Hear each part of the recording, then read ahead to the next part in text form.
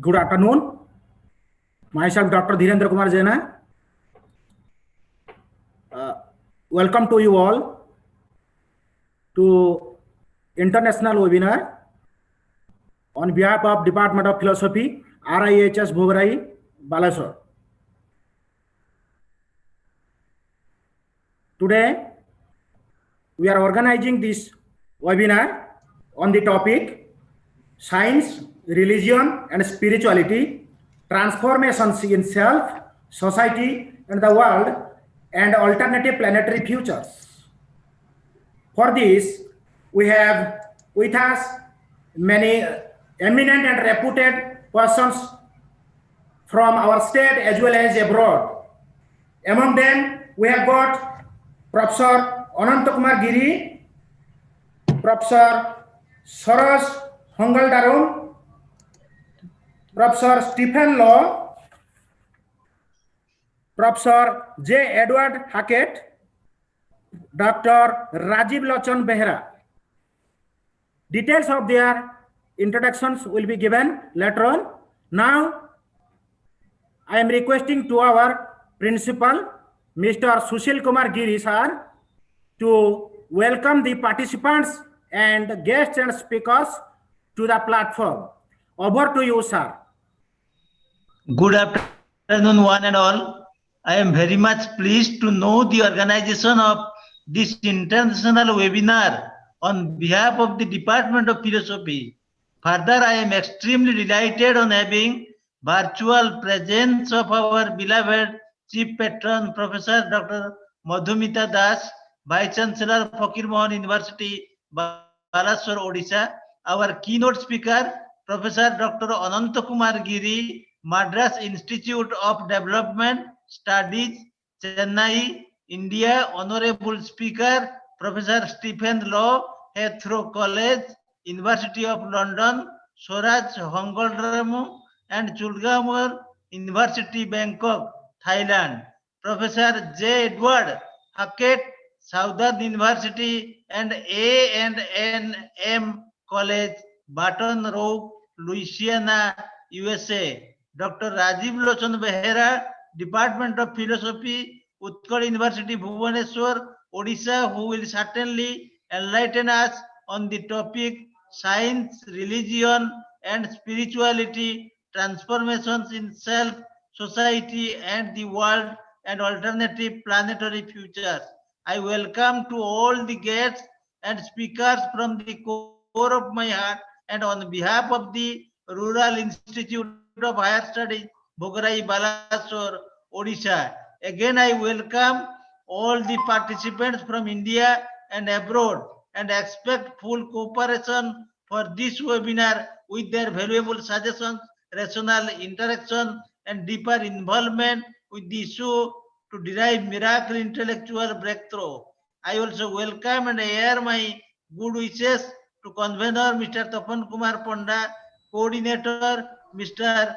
Himanshu Shekhar Chand, organizing secretary Mr. Chandrasekhar Rana, moderator Mr. Harendra Narayan Behra, and their team for organizing this grand intellectual event with all their perseverance, hard work, honesty, and integrity. Last but not the least, I welcome to all the media friends, those who have also joined this educational event. Finally, I conclude my welcome speech, once again wishing all the success.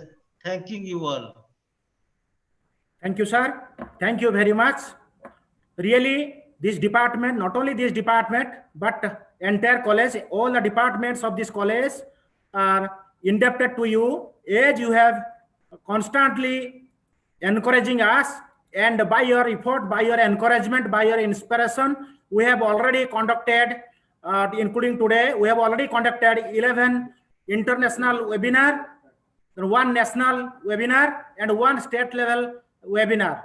So we are proceeding till today for your encouragement, and definitely I will feel sorry and I will feel pathetic that after today we will not get your welcome address again. Again means for this period. Thank you, sir. Thank you very much. Now, it's time to go for introductions of our guests. For that, I am requesting to the head of the Department of Philosophy, Rural Institute of Higher Studies, Mr. Himanshu Shekhar Chand, to give introductions of our guests. Over to Mr. Himanshu Shekhar Chand. Good afternoon to all. I am extremely happy to introduce our guests and speakers for today's webinar. At the outset, we are very much fortunate to have our chief patron, Professor Madhumita Das, VC, FM University, Balasore, Odisha, as the inaugurator of this webinar. Professor Madhumita Das did her MSc and PhD in zoology from Utkal University. Her area of specialization is engineers, petrology, industrial, mineral, and environmental zoology. She has 37 years of experience, teaching experience, and research experience at Utkal University.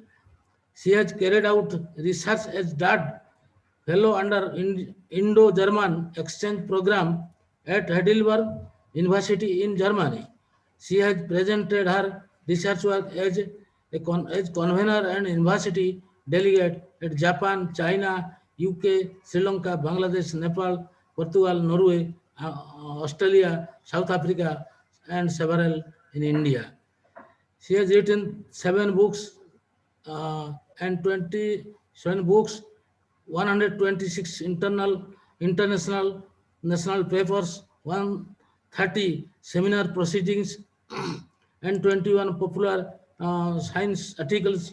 She was the coordinator of UGC SAP DRS Zoology of Utkal University. She has served the university in different administrative capacities such as director, School of Women Studies, member of IQAC member, academic administrative audit, deputy director, academic staff college, advisor, students union, etc. Thank you, madam, for joining us with us. We have with us our beloved principal and patron, Mr. Sushil Kumar Giri, who has held from the Department of History. He is a good academic as well as a catalyst for students in classroom and for teachers in campus for initiating new schemes and programs. He has encouraged us a lot to organize this webinar. Really, we are indebted to you, sir. We have also with us another shining star in the sky of wisdom. He is none other than Professor Ananta Kumar Giri. He is presently professor at the Madras Institute of Developmental Studies, Chennai, India. He is gold medalist in MA Sociology from Delhi University, Delhi School of Economics, University of Delhi.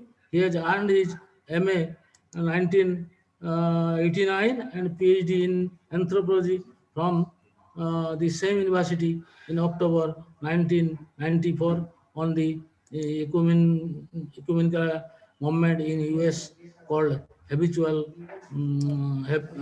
Habitat for Humanity. He has his work experience in many reputed institutions like Jamia Millia Islamia, New Delhi, G.V. Pant Social Science Institute, Allahabad,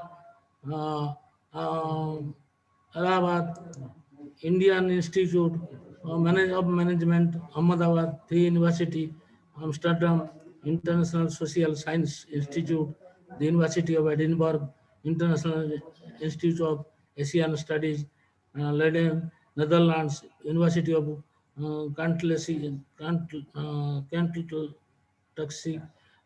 Luxembourg, etc. He has earned many reputed awards and honors like Bharat Jyoti Award, Best Citizen Award, etc. Thank you, sir, for joining with us. We are also grateful to an eminent speaker from abroad. He is none other than Professor Saroj Hemrangbuddon, who is Faculty of Arts in Department of Philosophy, Chulalongkorn University, Bangkok, Thailand. He is Professor of Philosophy, Director of Center for Ethics of Science Technology at Chulalongkorn University in Bangkok, Thailand. He has published books and articles such as such devices issues as bioethics, computer ethics, and role that science technology play in culture of development countries. His concept is mainly on how science and technology can be integrated to the life world of the people is so-called third world countries. Thank you, sir, for joining us with us. We are really fortunate to listen another notable speaker, and his Professor Stephen Law. He is an English philosopher. Law holds B.Phil and D.Phil degrees in philosophy from University of Oxford, where he is also junior research fellow while at the Queen's College, Oxford, studying for his doctorate. He was both a reader he and head of the Department of Heathrow College, University of London, from where he recently retired. Stephen Law has written many popular philosophy books, including Philosophy of Ethics, Philosophy of Jim, the Great Philosophers, Oxford University Press book, very short introduction to humanism. His research includes work of on Wittgenstein, philosophy of mind, essentialism, necessity, philosophy of religion. He also edited the philosophical journal Think, which is sponsored by Royal Institute of Philosophy, published by the Cambridge University Press. Thank you, sir. Now we are eagerly waiting to listen to you. We have also with us another intellectual and he is Professor Edward Hackett, who is a faculty of English, Philosophy of Department and Philosophy Department, Southern University and I am College, Cotton Rock, Indonesia, United States. He has done his PhD from Southern University, mm, Carbon IL on topic scholars phenomenological ontology, implication, reflection on ethical theory. His area of specialization is phenomenology, pragmatism, and ethics. Thank you, sir. We are eagerly waiting to listen you.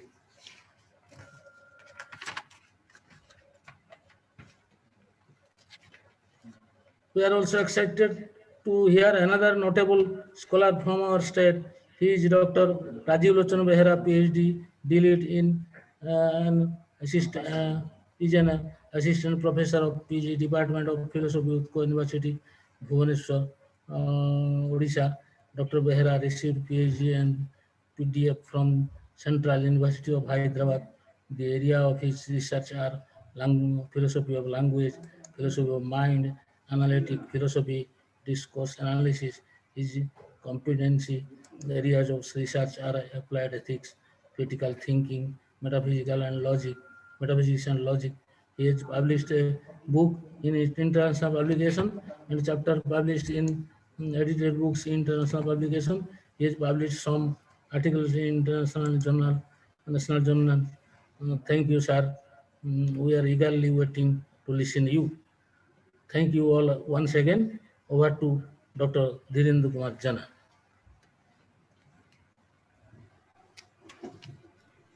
Thank you, sir. Thank you very much for your introductions to all the guests. Now, I am to request Mr. Tapan Kumar Konda, the convener of this webinar, to give his small talk on the objective of the webinar. Over to Tapan Kumar Konda. Thank you, sir. Good afternoon to all participants, guests, and Vice Chancellor, Fakir-Mohon University, Professor Madhumita Das. I myself, Tapan Kumar Panda, convener of today's webinar, speaking about the objective of webinar. Science, religion, and spirituality are three pillars of human life and flourishing along with many other pillars. They help us in realizing ourselves as well as our society potential. At the same time, they also constitute serious problems and bring danger to human beings and society if we do not think critically and creatively about them and do not question their manifold abuses by the powers that be. In this questioning, philosophy and enlightened public awakening helps us. This webinar explores some of these issues. It addresses the challenges of critique, creativity, and transformations and practices of science, religion, and spirituality. It explores the way we need to link these three to transformations in self, society, and world and creation of alternative planetary features. Without religion, science is lame, and without science, religion is blind. So, science and spirituality should go together. It is very much necessary to uplift the human being into spirituality besides science. The modern society has suppressed many crossroads, but real progress can be attained when both science and spirituality travel together. According to Aurobindo, unless we change our lifestyle according to yoga and desire, only we have realistic but materialistic achievement, we will wander on the earth like a blind, who has lost not only his external sight but internal also. In order to save Mother Earth and humanity, we must follow the philosophy of real life. Thanking you all. Thank you, sir.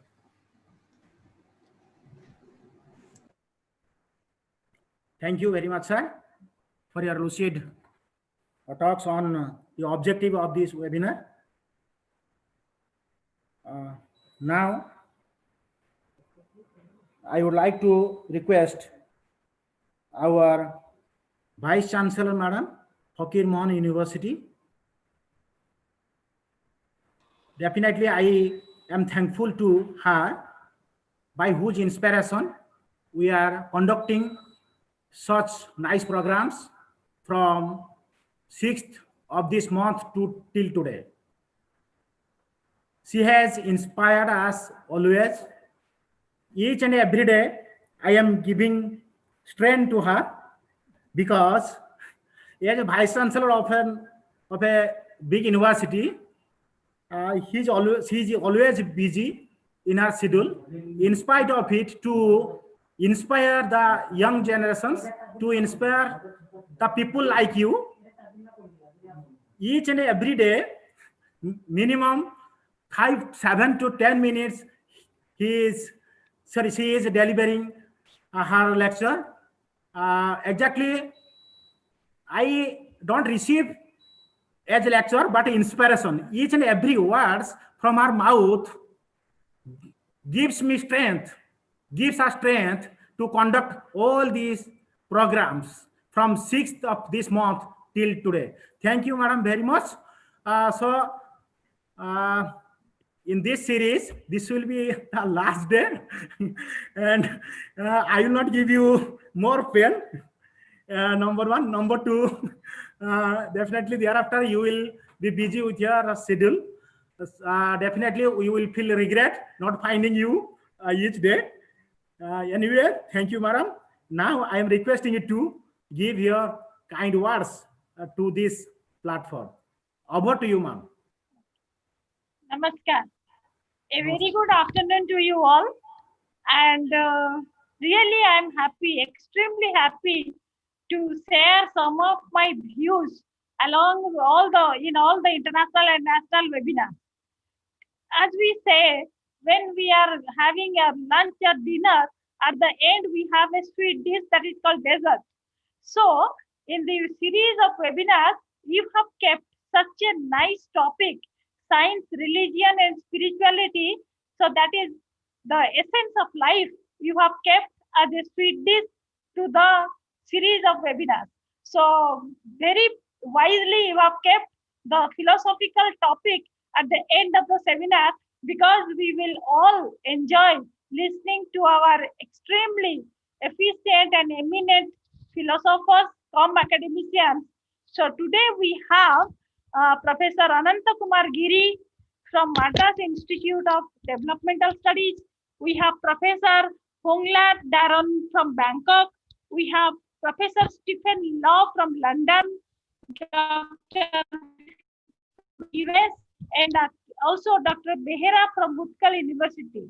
So on behalf of Fakirmon University, I must express my grateful thanks to all the resource persons for so kindly agreeing to give their valuable time and deliberation for this international webinar. Also from the college side, I must congratulate Mr. Sushil Kumar Giri for his leadership and also inspiring all the faculty members of his college to go on for conducting this seminar. But they have a dynamic team. The leader is Dr. Dhirendra Kumar Jena, and also I have Tapan Panda, Mr. Himanshu Chand, and Mr. Behera, Mr. Rana, and many others in the organizing team. So I congratulate on behalf of Fakirmon University itself this is not the end, this is the beginning of the series of webinars. Please go on conducting such type of international and national webinars, because in the new normal situation after the COVID-19 also, I think we will have this way of life, because it will be difficult for us to bring in people physically to our own institutions. So let us continue conducting these webinars in coming future also. So I will give you one example. Always it comes to my mind, science, religion, and spirituality. We have a saying that where science ends, philosophy starts. And also we have a saying that if you go on debate, then the debate will never end. Which comes first, which comes last. Vishwase milai Krishna tarke bahudura. So let us, I will give you one example. When the Chandrayaan was launched, the ISRO chairman K. Sivan went to the Tirupati temple to offer puja. So we may think, why a globally renowned scientist would need blessings from God for the success?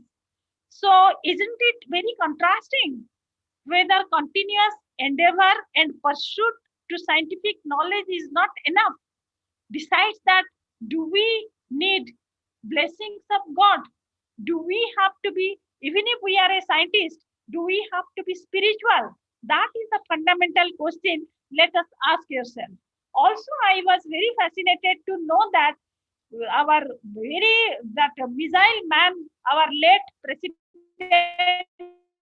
Abdul Kalam, every day he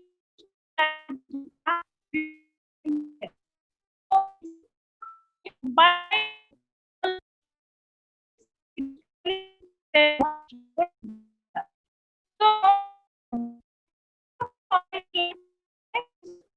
my students and not to the resource persons, because they are the experts.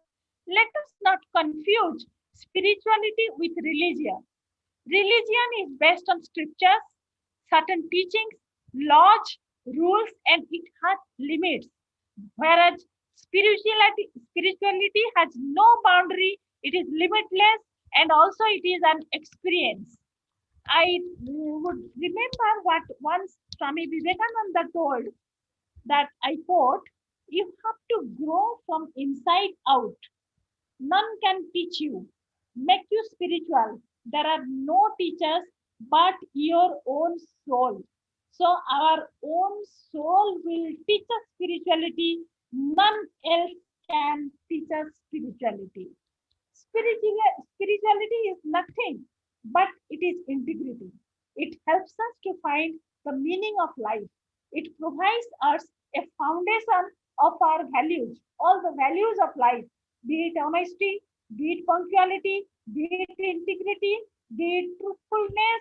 All these values will come to us automatically if you become spiritual on the inner self. So spirituality is the process of balance between dharma and karma.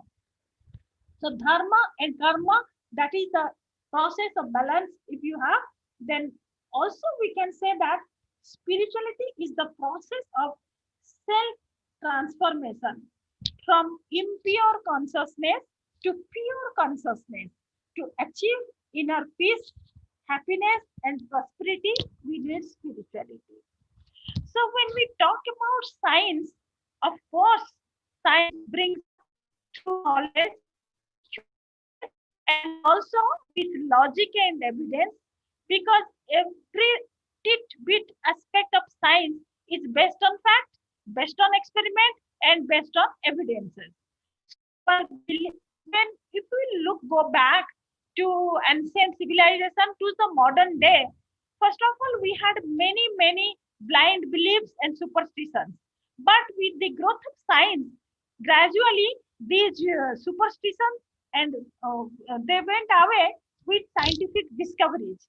But nowadays we don't have any superstitions like if you are driving and then a cat comes in, we don't stop now nowadays, because those superstitions are gone from our mind. But as we shifted from religion to science, there came industrial revolution, and also we had millennial lifestyle. There was a huge change in our lifestyle. There was a rise in standard of living also, and the modern man, after all these scientific discoveries, suddenly modern man is feeling lonely, alone. He is now having some vacuum because he is feeling isolated, aloof, and mentally unhealthy. So, what is the solution for that? For that, people have now realized, not only in India, but in the developed countries like US and Europe, people have realized that we have to have spirituality for inner peace. That is why they are coming back to India to learn about spirituality, to learn about our ancient Muni Rishis, and to learn about yoga, how to have inner peace. So India was known for Vishwagurus, and also we can become a Vishwaguru, and entire world will come to India so that we can teach them spirituality. So I think to meet the crisis of humanity, the present crisis of humanity, the coordination of science and spirituality is inevitable. Also, that was realized and given very vividly by our Mahatma Gandhi. He told, if science and spirituality go hand in hand, then one can create heaven on the holy earth. So when we talk about our future means we must think about sustainable development. So sustainable development is the need of the hour, and this is possible only with the coordination of science and spirituality. Let us believe, all of us, in building a better tomorrow and take steps towards it. But I must tell you that in this juncture of life, all the teachers play a vital role in this present day society, because teachers can inspire, teachers can influence the future citizens of our country, that is the students. So teachers can become role models by becoming spiritual and by elevating their spiritual level, and then they can inspire the students. So we can also tell our students that the meaning of life is not to make money, but the essence of life is how to make others happy. That is the essence of life. So I think our very efficient resource persons are there. They will throw more light on this topic. We all are eagerly waiting for them to hear from them. And with this, I must thank the organizers for giving me opportunity to share my thoughts. Thank you all. Namaskar. Thank you, madam. And all success for this webinar. Thank you. Thank you, ma'am. Thank you, ma'am, for your kind words, and within your kind words, there was, there were many important angles, and in your talk, you told about very important thing, that is, for the present crisis, we should not mix religion with spirituality. That's a very important thing, because in the name of religion now, there are many problems. So during this period, we should, during this time, we should watch about these things. And thereafter, you have also told about the role of teacher for bringing a good, suitable society, world, etc., etc. So definitely, your words have greater significance in the present society. So thank you, madam. Thank you for your words. Now it's the time for presentations on behalf of our resource persons, our guests. Before starting, I would like to mention for my participants, our participants, that each of our resource persons will tell for 30 to 35 or 40 minutes. Thereafter, we have a discussion for only 10 minutes. And within this time period, you may, your questions will be taken into consideration. So I request all the participants to post their questions, and to whom the questions, there is no need, their questions on the chat box. They should post their questions on the chat box, so that we can bring these questions for discussion. Thank you. Now, I will request to our guest and keynote speaker, Professor Ananta Kumar Giri sir.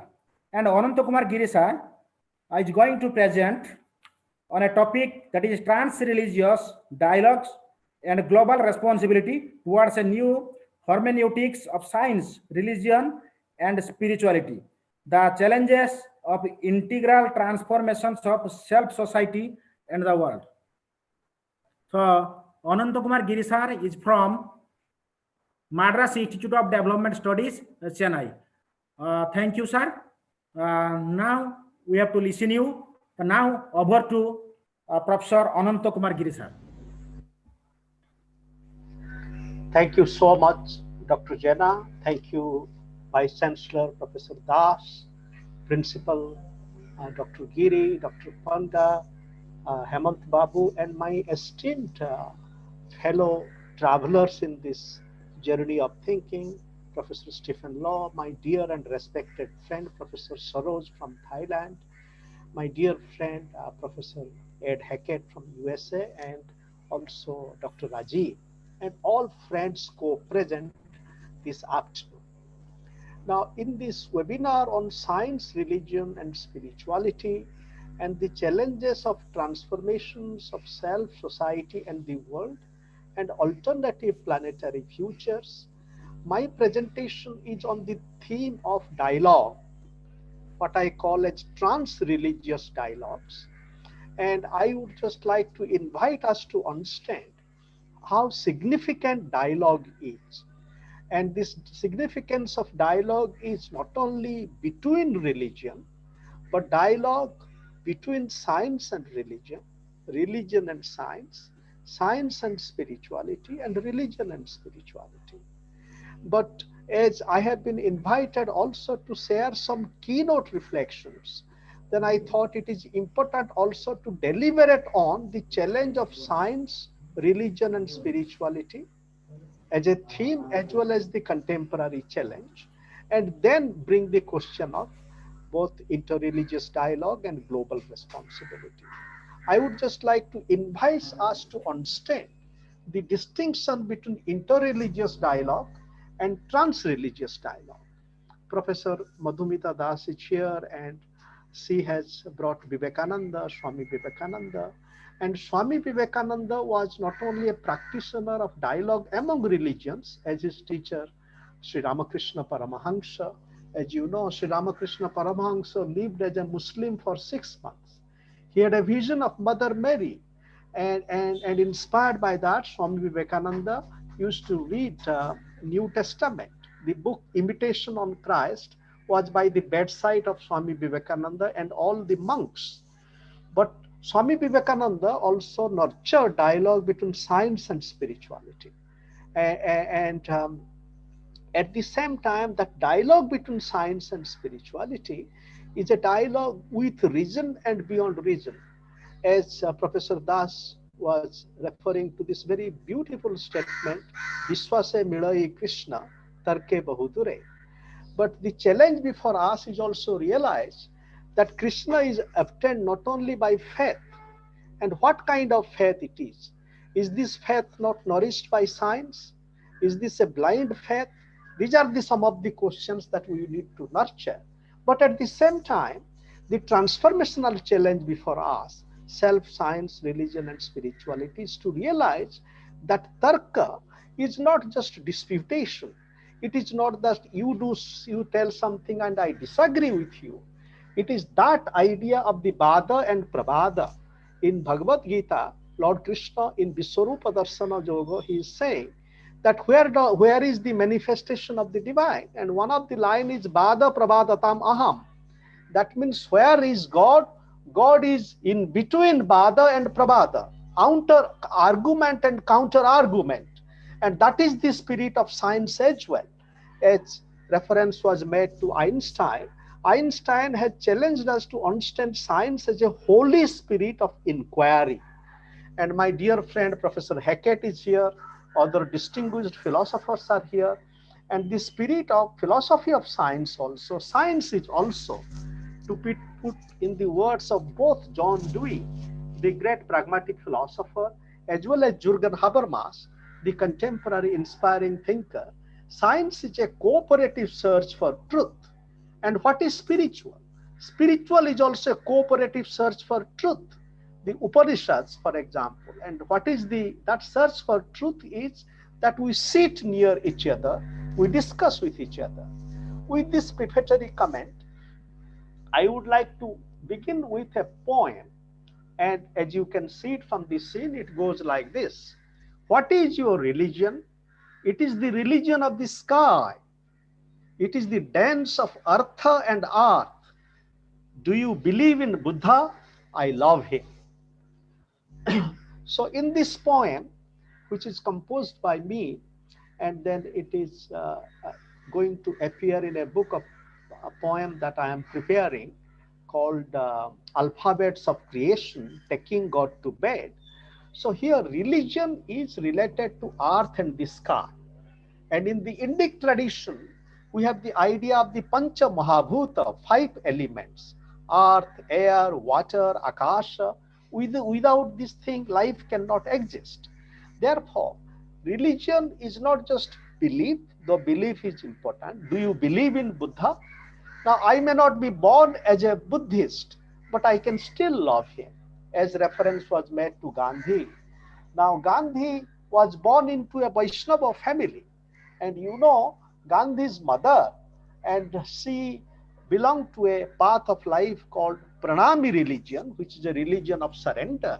And in her puja room, there was the Shastras, there was the scriptures from all religions. This story of Gandhi that we do not know. For example, the movement of the Pranami religion, which respected the scriptures, the Shastras of all religions. And that is also the spirit of all modern makers of India and the world. It is in that context, what is the challenge before us? Roberto Unger, and I am bringing to the challenge of transformation. Roberto Unger is saying the religion of the future would rebel against these constraints. It would respond to the problem of belittlement, and it would lead to the aim of enhancement of life. Life for everyone as a condition for life for everyone. it would amount to a revolutionary religious history of humanity. So therefore, the challenge of transformation vis-a-vis religion is that most of the time religion has been used to belittle human beings. For example, the religious justification of caste system. Now, has God created somebody as Brahmin to exploit others as Dalit? And you know the struggle for human dignity, starting from Buddha to Mirabai to the Bhakti movement, and in Odisha, the Panchasakhas and Arakshita Das, and all of us, they have challenged us to realize that we are all equal, and therefore the abuse of religion to belittle, either in the name of caste or gender, for example, is not acceptable, and we would have to confront this, transform this, and create a new religion of the future. In creating this, science and spirituality would help us. And in terms of my topic, I would just like to quickly mention, and I would come to this towards the later part of my presentation, the whole theme of interreligious dialogue refers to varieties of efforts for dialogue among religions.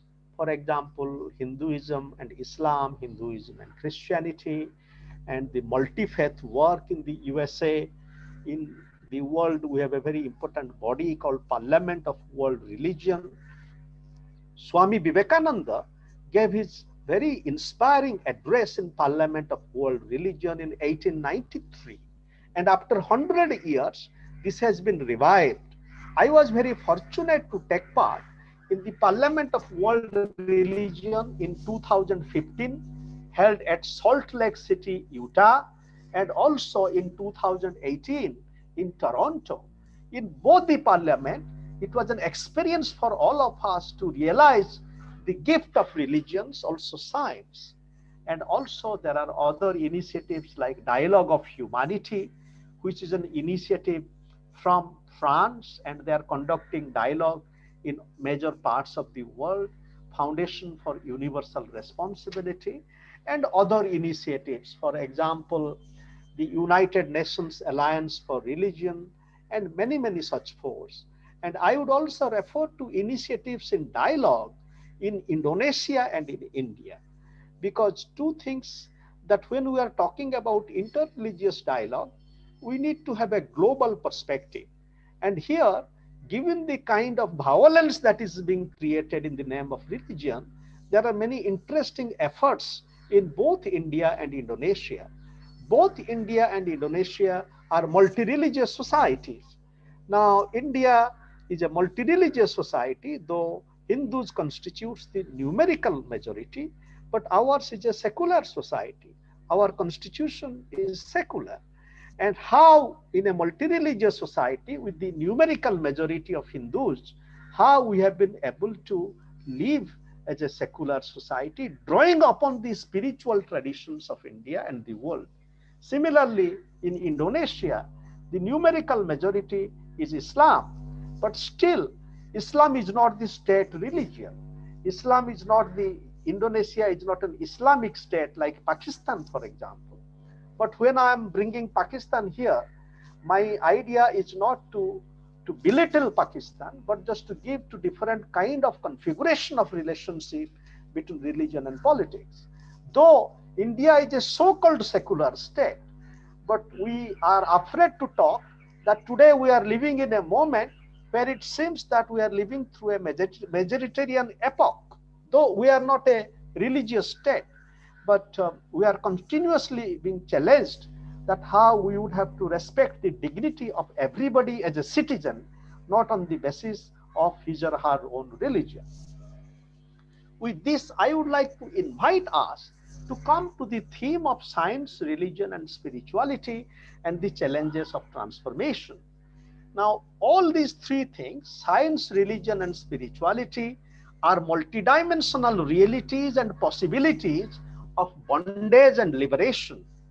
They can enslave self, society, and the world, or they can liberate us and move from imprisoned past, presents, and futures to alternative planetary futures, where we realize beauty, dignity, and dialogue for all of us as children of Mother Earth.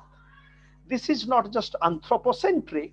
For example, the whole planetary future through planetary realization that all of us are children of Mother Earth. That does not mean that we are only human beings are children of Mother Earth. Here, doing this dialogue in Odisha, let us remember Bhima Bhoi. When Bhima Bhoi says, Praniko arata dukha apramita dekhu dekhu keba sahu, majivana pache narke padi thau jagata udhara heu. Pranika arata, the suffering of the prani, the being. Bhima Bhoi is not limiting this to human beings like you, me, and Professor Das. Bhima Bhoi is referring to understand the cry of all beings, the cry of the Mother Earth today. And as you know, the rate with which the species are being killed, the whole loss of biological diversity and everything. So therefore, it is in this context that how do we create a life of beauty, dignity, and dialogue? And here that science and spirituality challenges us to understand, respect, preserve, regenerate, and co-create our waves of life in which we are all part of life. Science, religion, and spirituality can help us realize this, though many a time they have also failed us. In the famous debate between Jürgen Habermas, the noted critical philosopher, and then Cardinal Joseph Ratzinger from the Catholic Church, who later became the Pope, Pope Benedict. They had a very interesting dialogue in 2004. And in this dialogue, Habermas, the critical philosopher, says that today we must understand the pathology of reason, that how reason also can be sick. And Pope Benedict, he is the Pope of the Catholic Church. He is challenging us to understand the pathology of religion. To this pathology of reason and religion, we also bring the thoughts of Michael Foucault, Ashish Nandi from India, and also Chittaranjan Das, who in their different but related ways challenge us to realize the pathology of reason, religion, and how that pathology is accompanied by pathologization of spirit and state. As Søren Kierkegaard, the great philosopher from Denmark almost 150 years ago, speaking about philosophy, Kierkegaard was a different kind of philosopher. He was not a professor of philosophy in a university like Hegel. He was a working philosopher, and therefore he challenged Hegel's notion of state and spirit. And in his challenging book, Sickness unto Death, Kierkegaard, in his trenchant critique of Hegelian system and spirit, Kierkegaard challenges us to realize that the sickness of state lies in the fact that it cannot despair, it cannot cry. Now, what is a spirit if it cannot cry?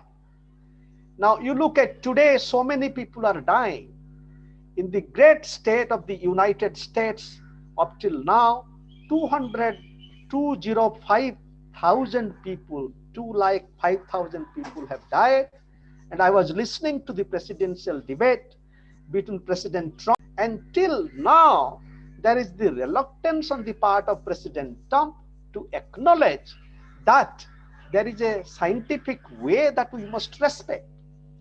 The director of Center for Disease Control in Atlanta, in his testimony to the Senate, he clearly said that, the vaccine would come, but it takes time.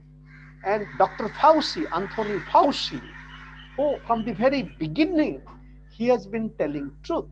My point is that this example of the director of Center for Disease Control and Dr. Fauci is an inspiring example of science where despite political pressure, science does not become a slave to political establishment.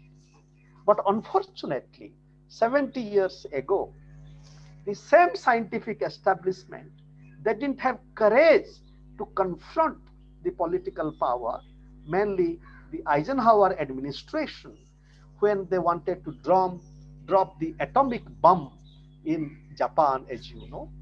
But here the scientists are also not without blame, because the scientists, while agreeing to the political demand to drop atom bomb in Hiroshima, now if they wanted to teach a lesson, then one bomb, again, I do not accept it. Majority of humanity, 99% people do not accept the dropping of the bomb. But what was the need for dropping the second bomb? According to critical and inspiring research by my respected teacher, Professor J.P.S. Oberoi of Delhi School of Economics, an inspiring sociologist of science, now the second bomb was dropped to collect the evidence of the destructive power of the bomb.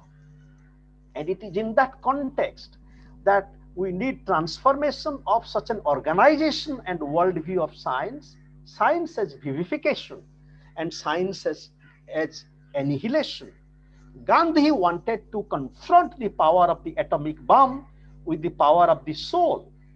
Vinoba Bhave wrote his deeply challenging book, Atmogyan or Vigyan, challenging, that means self-knowledge and science, challenging science to engage with Atmogyan or self-knowledge. Reflecting on Bertrand Russell, you might know our philosopher friend, the great philosopher Bertrand Russell. And the reference has been made to Wittgenstein. One of our fellow panelists is a scholar of Wittgenstein. And as you know, Wittgenstein was a student of Russell at Cambridge. But Russell just didn't write, philosophy of mathematics or logic. Russell spent his time in challenging both scientific and political establishment. And after Second World War, he was imprisoned. And he was almost doing a Gandhian satyagraha against the politics of annihilation of science and state. Reflecting on Bertrand Russell's critique of science as a slave of war, colonialism, and imperialism, Chittaranjan Das, our friend from Odisha, wrote about the need to cultivate science for the unafraid. Religion, science, and spirituality has been used to create and instill fear of state and death. And the transformational challenges before us is to transform religion, science, and spirituality so that they would help us to acknowledge our fear and then transform our fear to mutual trust and love for life and ananda, a joy arising out of our existential and contemporary vulnerability, and to science, religion, and spirituality as overcoming fear and realizing our love and solidarity. Philosophy has an important role to play here. As Habermas says, today we need a new philosophy of science which is not scientistic. Please note the difference between science and scientism. Before Habermas, long before, almost 150 years ago, Edmund Husserl, the great proponent who is the father of modern philosophy, modern European philosophy, had challenged us to realize the crisis of European sciences. Positivism is one of the source of the crisis of European sciences. Science must relate to the self-evidence of the life world. Husserl himself suggests that the task of spiritual transformation of both science and the life world, which also resonates with the spirit of Sri Aurobindo's critique of limits of reason, modern science and state, and need to cultivate and create transformative relationship between reason and intuition, mind and supermind. In his work, Beyond the Crisis of European Sciences Towards New Beginning, the great Indian philosopher R. Sundararajan also challenges us to link this challenge of transformation to three movements.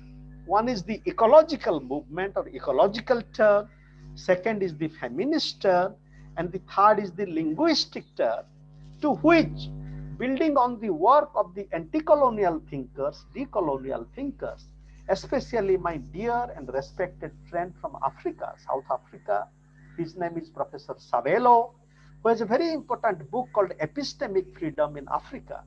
And we know when we are talking about science and epistemology, we also realize the limits of modernistic epistemology. And here Sabelo is talking about the need for the onto-decolonial turn. So dear friends, I invite us to bring these four critical movements.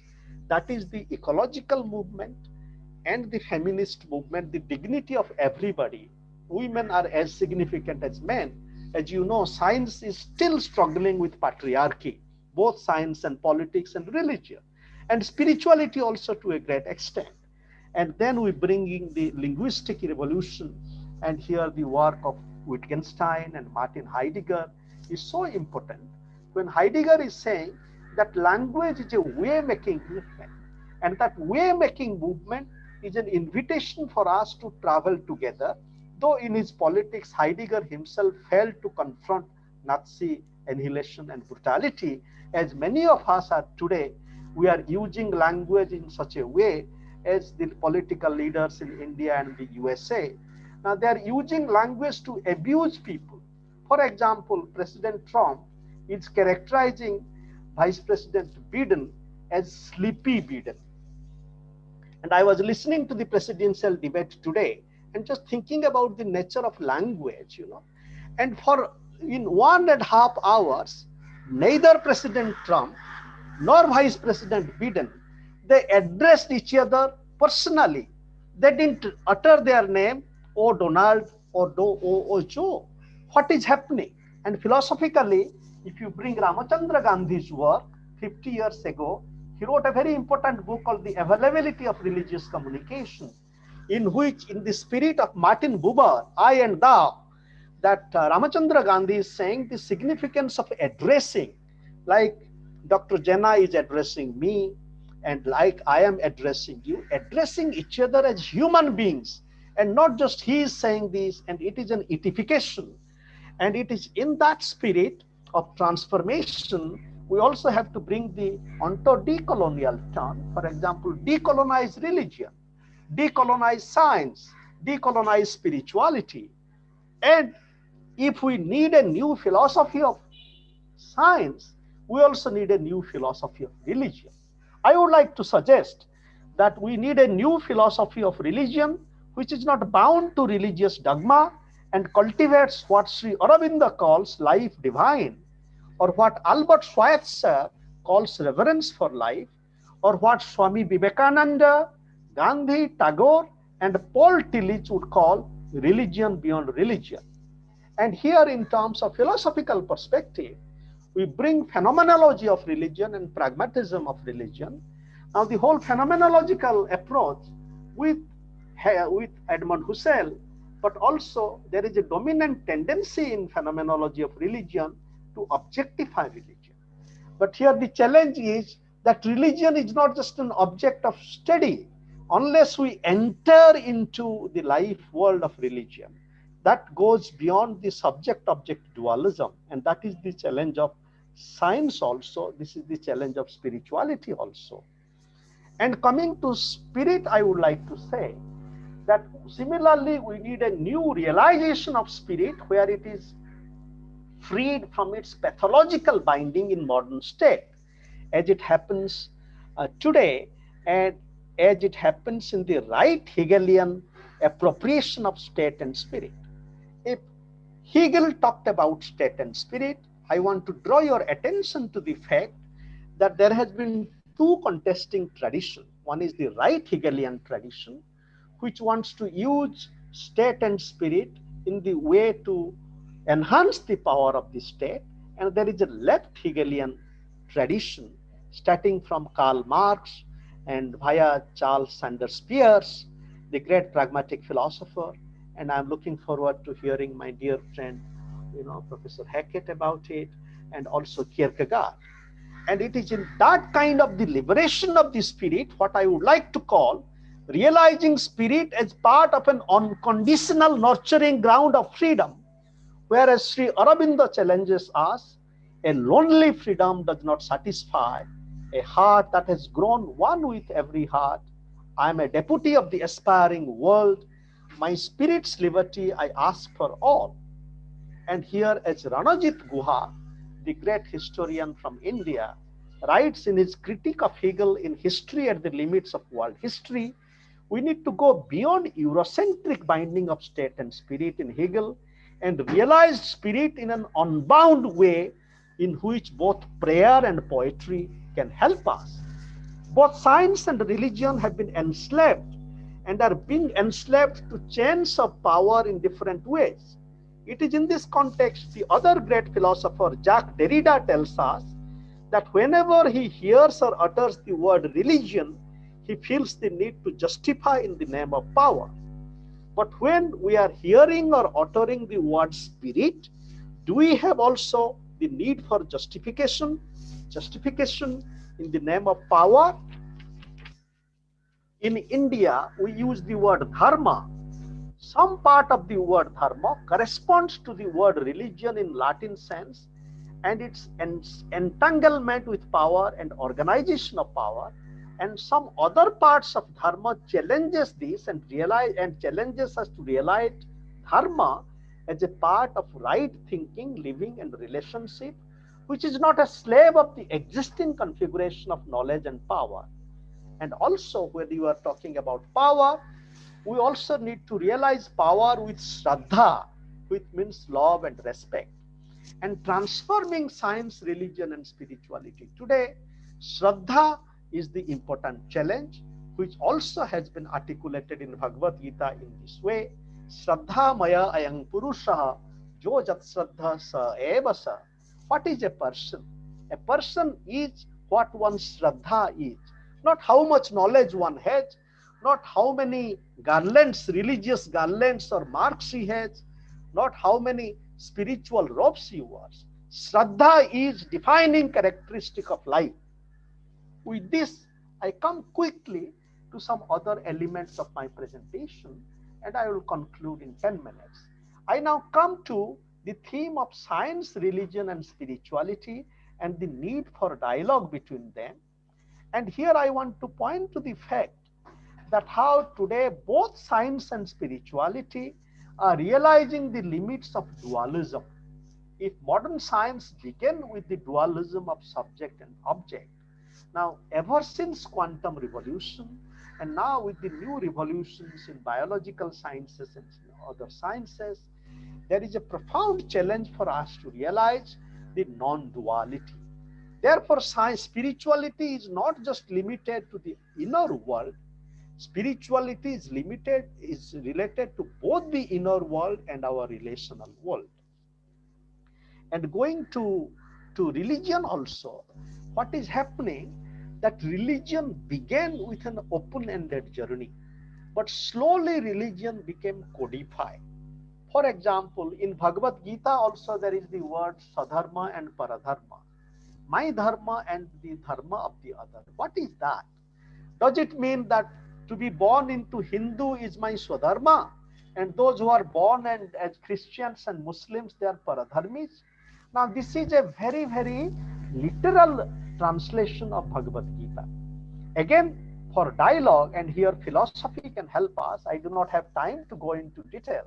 For example, the important work of the great philosopher Paul Ricoeur, his understanding of the symbolic. My respected friend from Pune, my Professor Pandikaitu has written a very important book on science and religion.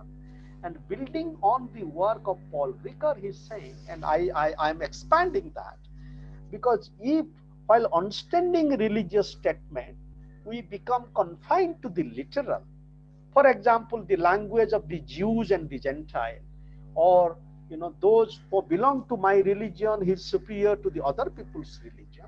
Now, this is a consciousness of an earlier time. Today, science and spirituality would help us to realize that both the Jews and the Gentiles, they're part of a respectful way of life, realization of non-duality. Now, it is in that context, very quickly, I would refer to science, religion, and spirituality during the COVID time. Now, in COVID time, the arrogance of science has been challenged. But the arrogance of science, that science knows everything, that we are realizing. At the same time, science still continues.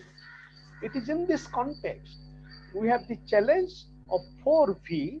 One is veracity, truthfulness, which relates to science. Also vaccine, how do you find a vaccine to which science should help? The virus and victory. The virus, the coronavirus, is it our enemy? Now the predominant approach of religion and science that let us declare war on coronavirus. Now it is not helpful. A spiritual perspective would help us to realize that the coronavirus is just a messenger of the destruction of the habitat that we have done. And then moving forward, now in the COVID times also, religion and spirituality, they are challenging us to realize that they are challenging us to realize life and death in a new way. Very quickly, I would like to suggest that death is a perennial issue with us. Modern science has created in such a way that as if we would live forever. And here, religion and spirituality challenge us to realize that the loss of the physical body is not the end of life. Now, there is life beyond the physical body.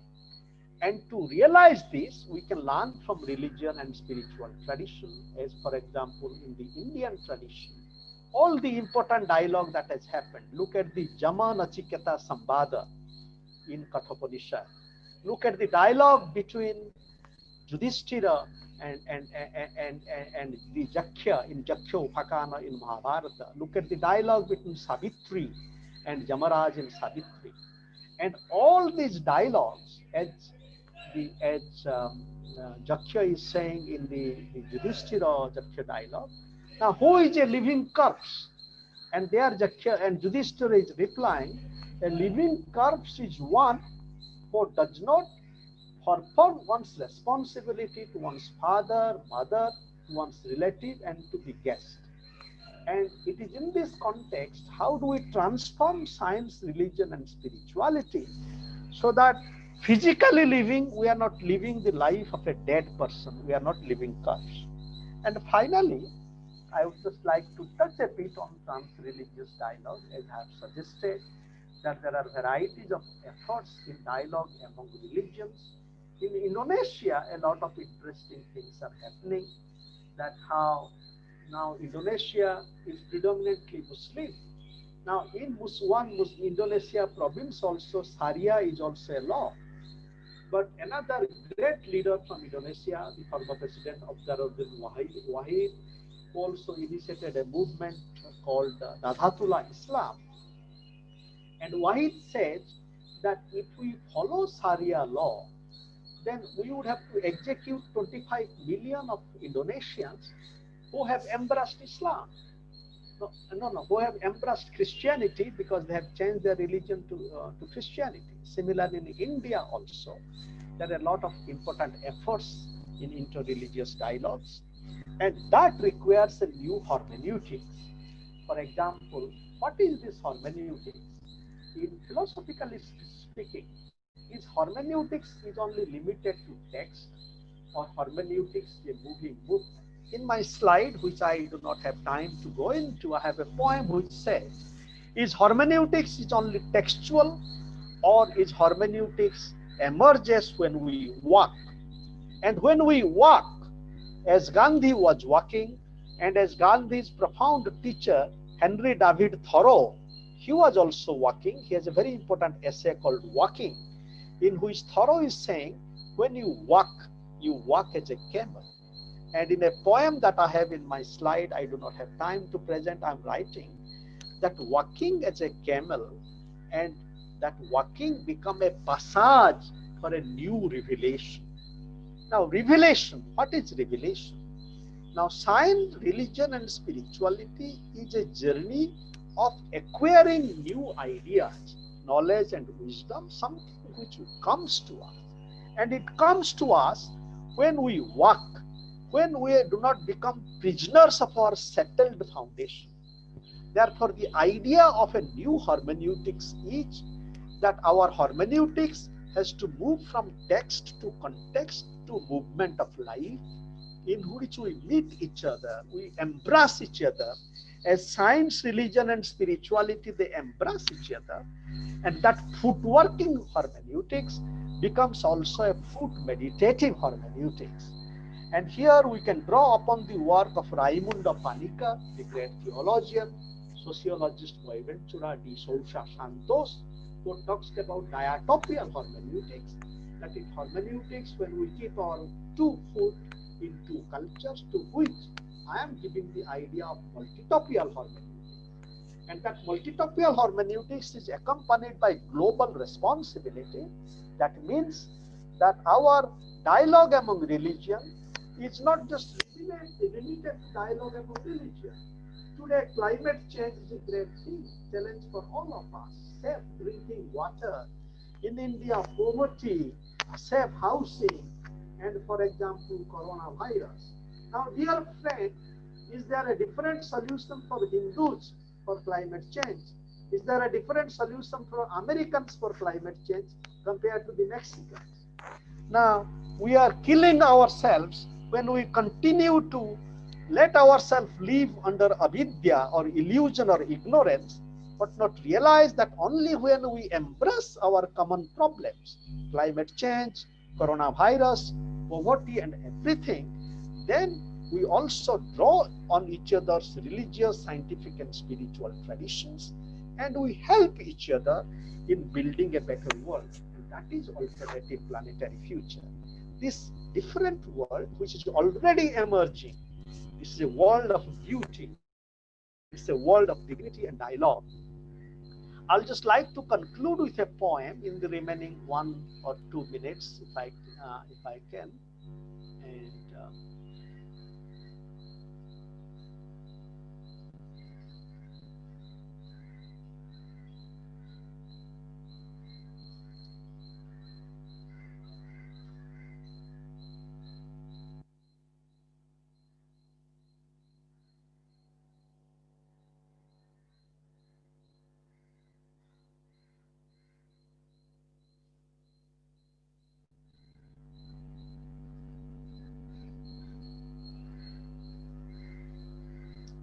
let me conclude with this point.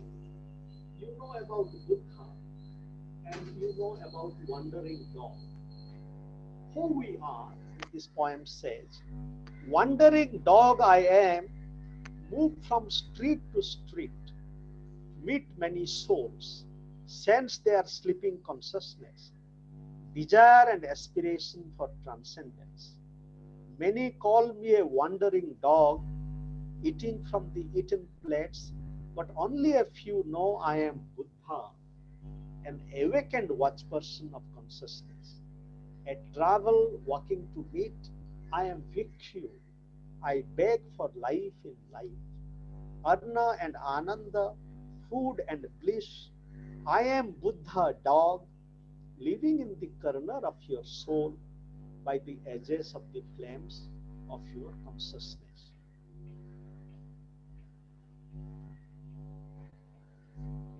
So, dear friend, thank you so much for your kind attention.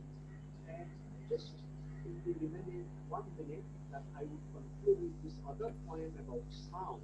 And it goes like this: sound, Sabda Brahma, sound divine.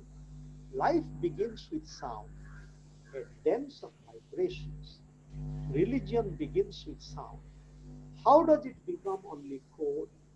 Where is meditation with vibration in the cult of the sound? Thank you, sir.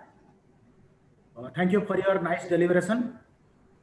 And regarding the topic, then you have gone to the deep, and philosophy has no meaning. Philosophy itself is a deep study. So during your presentation, you have told you have opened your sentence from one thing, that is both science as well as spirituality is the cooperative search for truth. That's really nice. Then the next one is you have highlighted, you have connected many philosophers, the thinkers, Michael Foucault, then Ashish Nandi, Hegel, the Bertrand Russell, the many persons. And thereafter also you have mentioned the dropping of bombs. You know, why second bomb was a drop. So you have gone and you have discovered the root cause for that one.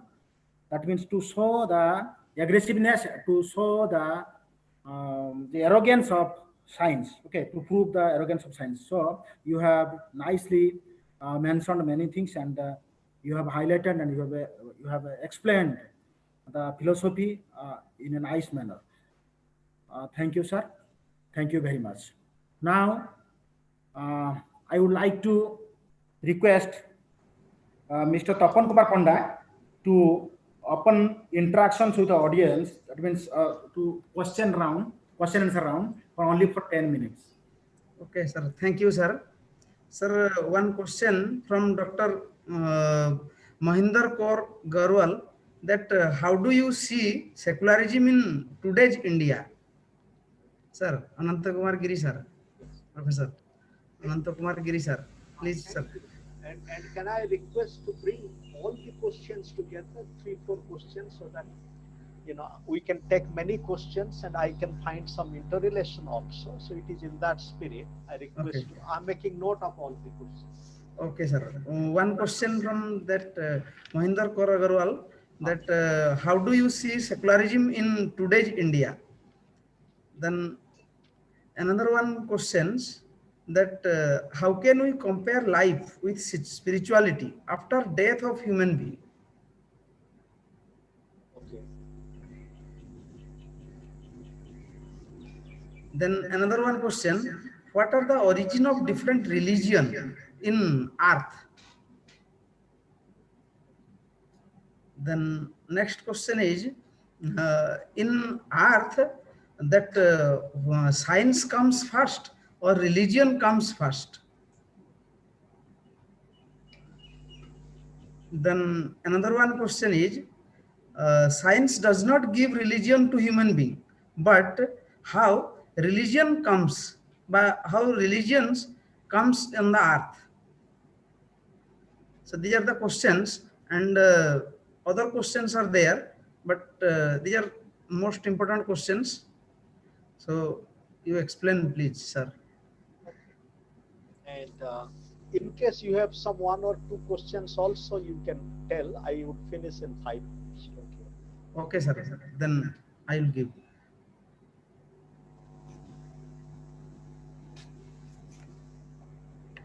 How people taking different religions and how they can change their religion from one to Hinduism to Christianity or Hinduism to Muslims, how they can change their religion in the present scenario. Okay. Okay, sir. Thank you. Okay. Thank you so much. Thank you. Thank you, friends, who have asked these questions. And beginning with secularism. Now, secularism in India is a different kind of journey compared to secularism in modern Europe. For example, our secular society is not built upon a negation of religion. To be secular, we do not have to be anti-religious. We live our secular life drawing upon our religious resources many a time, and therefore our scientists themselves, they do not have to be anti-religious, but at the same time, that does not mean that we would have to be bound to certain kind of religious boundaries. Now in India, the constitution and the secular project, our polity, with all our difficulties, we have tried our best to respect each other's religion. Now, in contemporary India, because of certain kind of political climate, and there is some difficulty in that front, that we seem to be losing that spirit of mutual respect for each other's religion.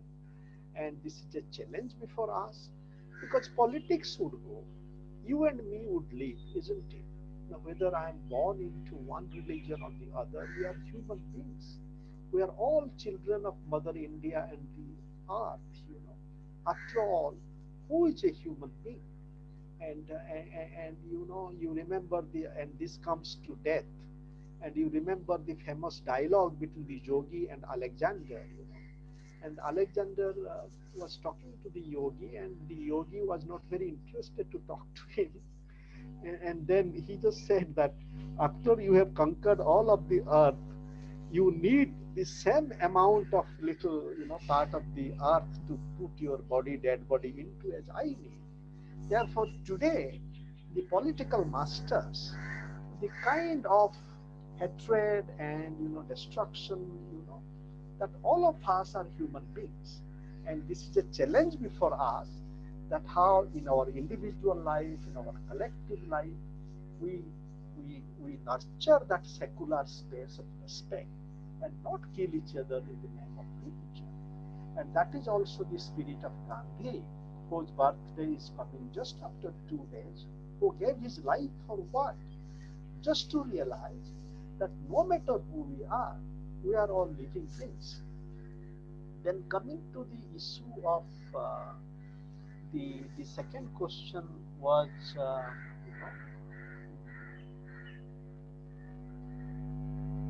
I'm just, you know, How can we compare life with spirituality after death of human being?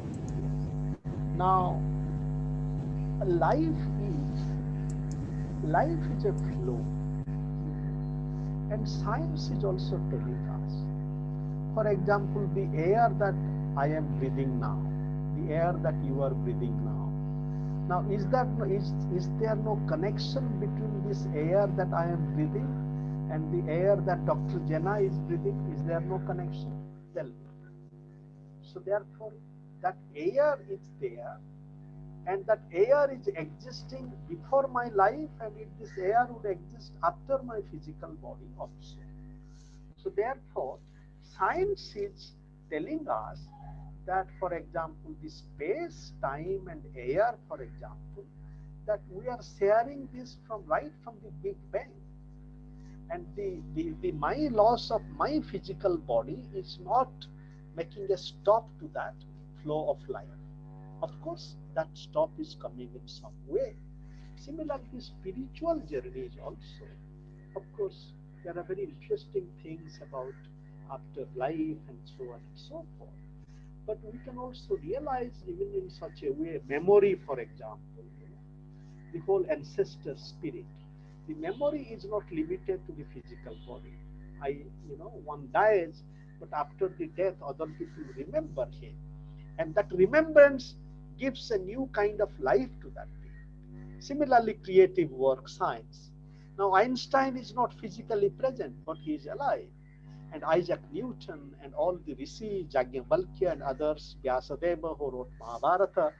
Therefore, that kind of the open-ended movement of life is an experience from which we can learn from religion, science, and spirituality. And about how do we accept different religions and this whole move from one religion to the other? It happens in many ways. Sometimes there is a life chance which compels one to choose one religion. And I will give you one example.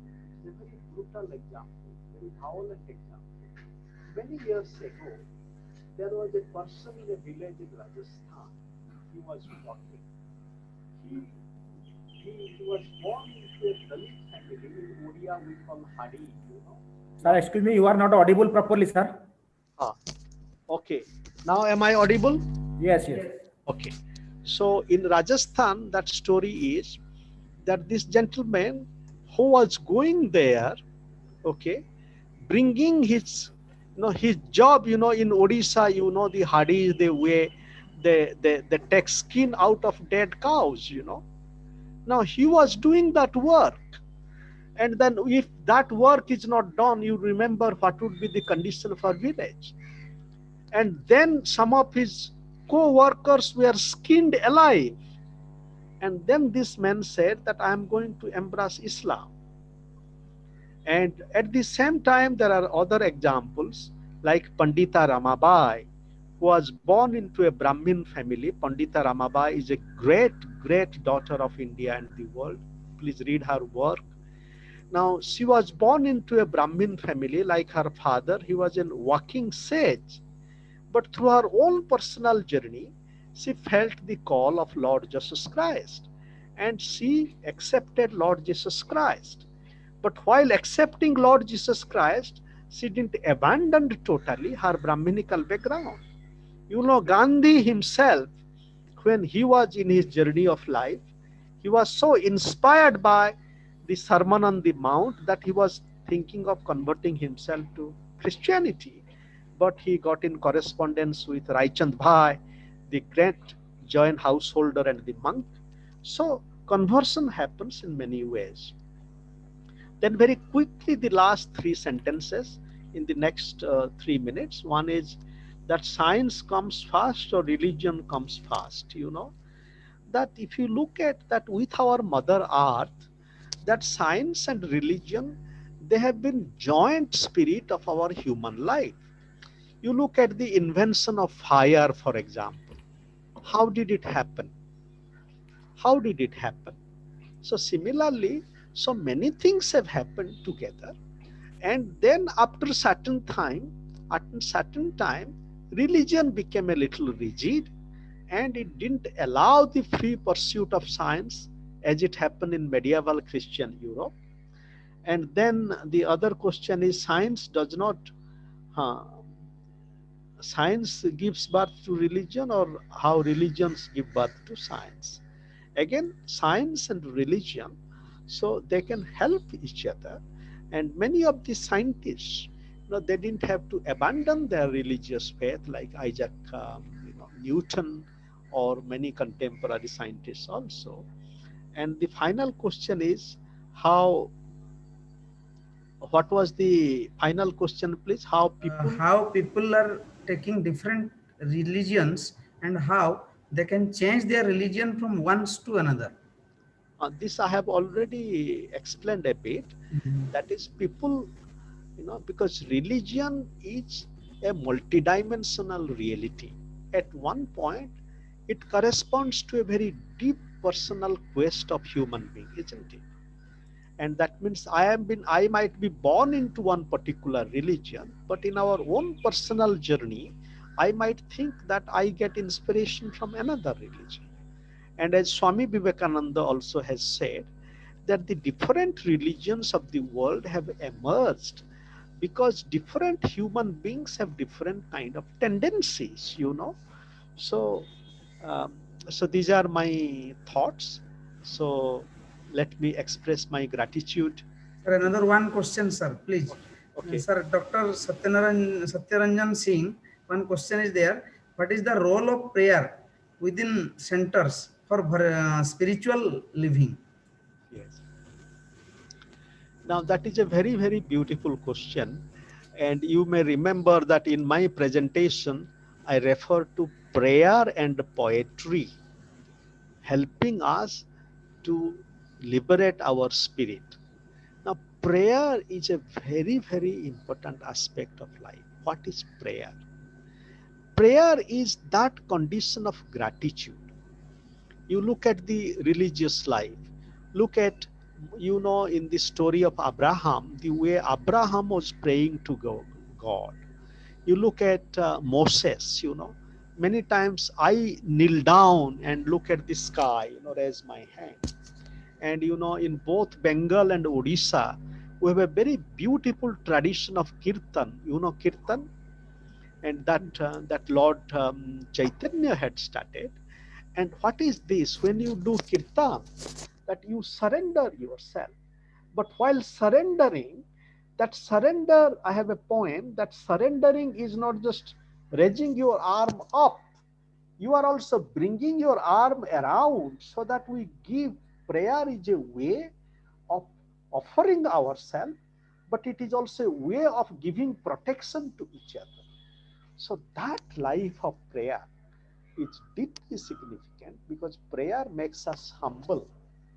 And when all religions have prayers, But when different religions pray together, as Gandhi used to do, his whole inter-religious prayer, and his Om Tat Sat Sri Narayana Tu Purushottama Guru Tu, and Ishwara Allah Tere Naam Sabko Sanmati De Bhagavan. So if we pray like that, our life becomes different. Therefore, prayer is deeply significant. And in science also, the role of prayer in the sense that a scientist also is praying before truth.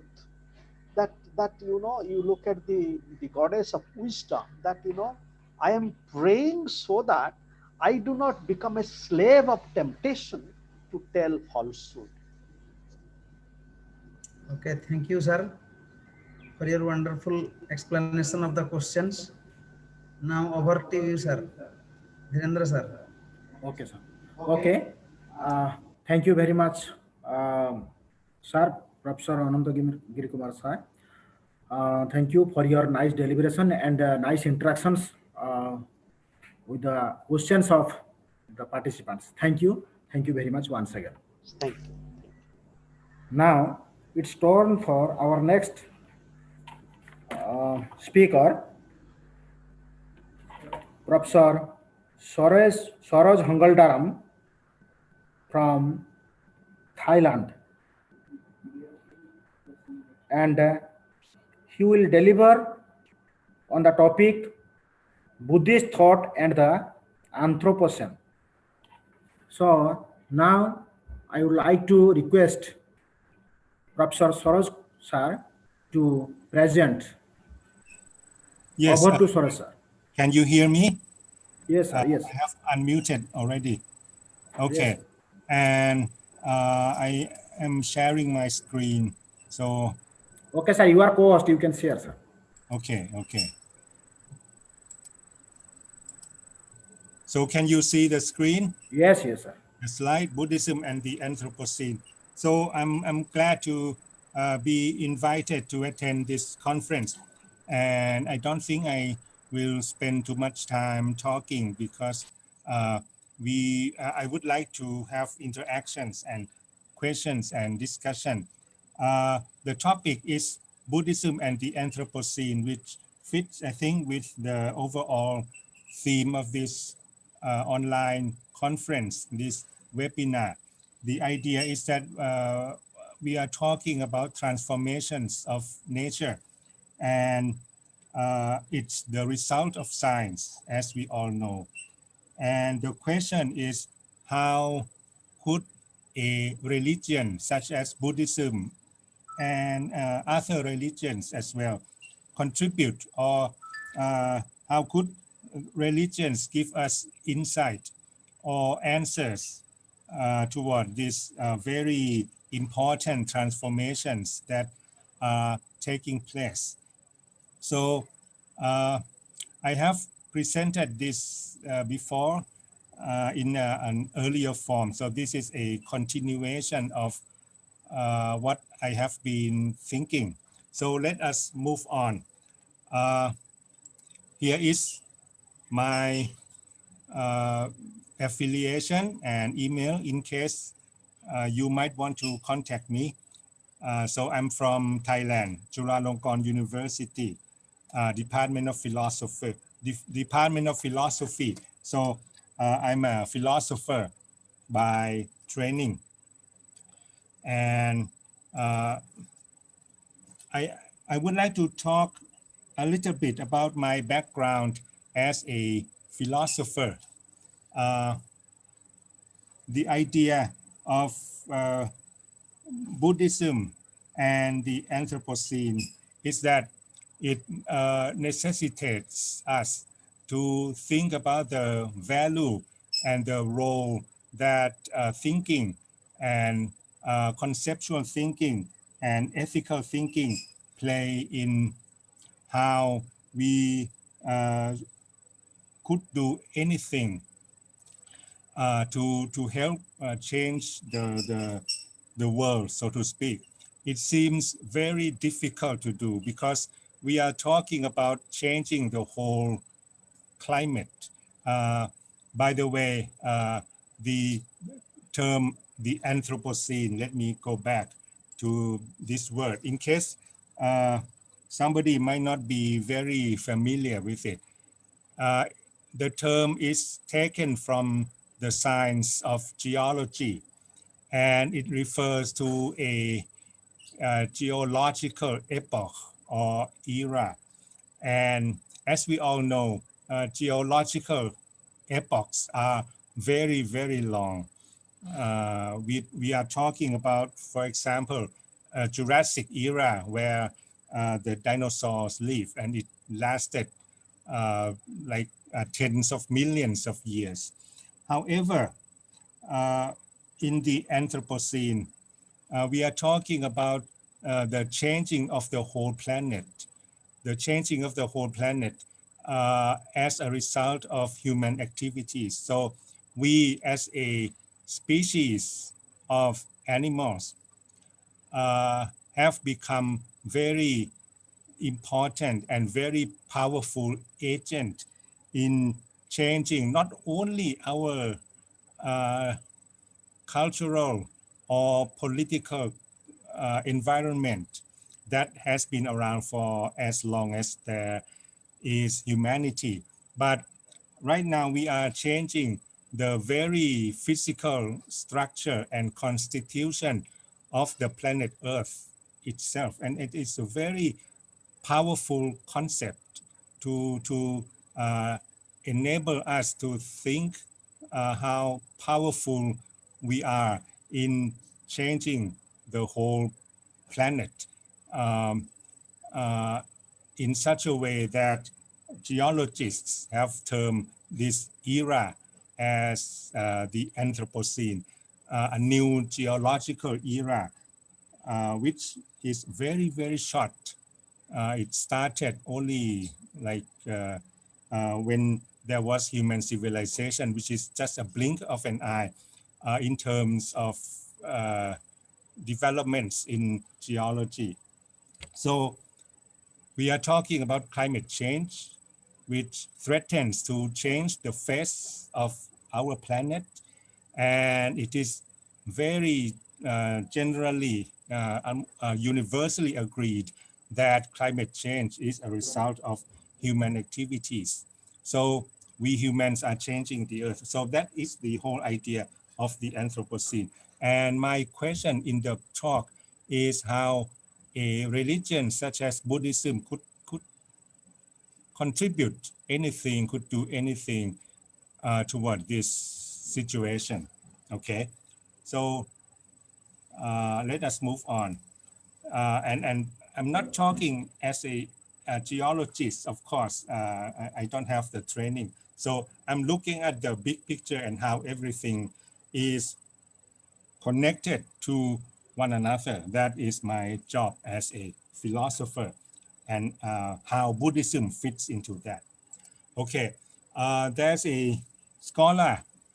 She's originally from India, as we all know, Sheila Jasanoff, and she is now teaching in the US. She is a scholar of science studies. She has written a book, I believe, about the Anthropocene, and she has has some a very interesting and critical outlook on the problem. So the idea is that she has been talking about people in different fields doing different things. And as a philosopher, I try to argue and try to make sense of the whole thing. So that is the task of philosophy. And in this case, I follow the works and the contributions of Professor Ananta Giri, whom I have met several times. Last time was just before this COVID pandemic. I met him in India early in this year.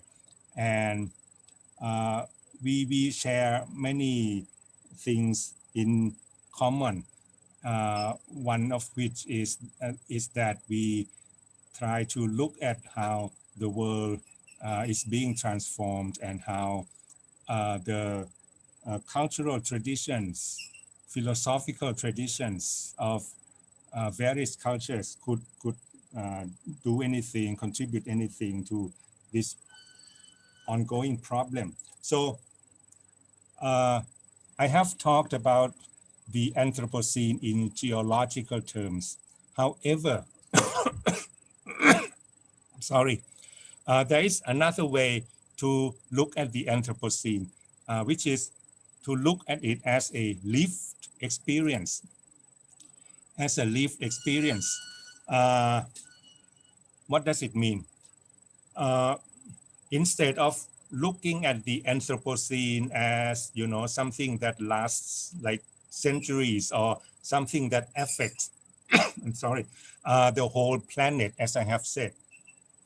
There is another way where the Anthropocene is being felt very, very locally and in a very narrow and specific domain as a lived experience of an individual. So I live in Bangkok, which is not very far from India.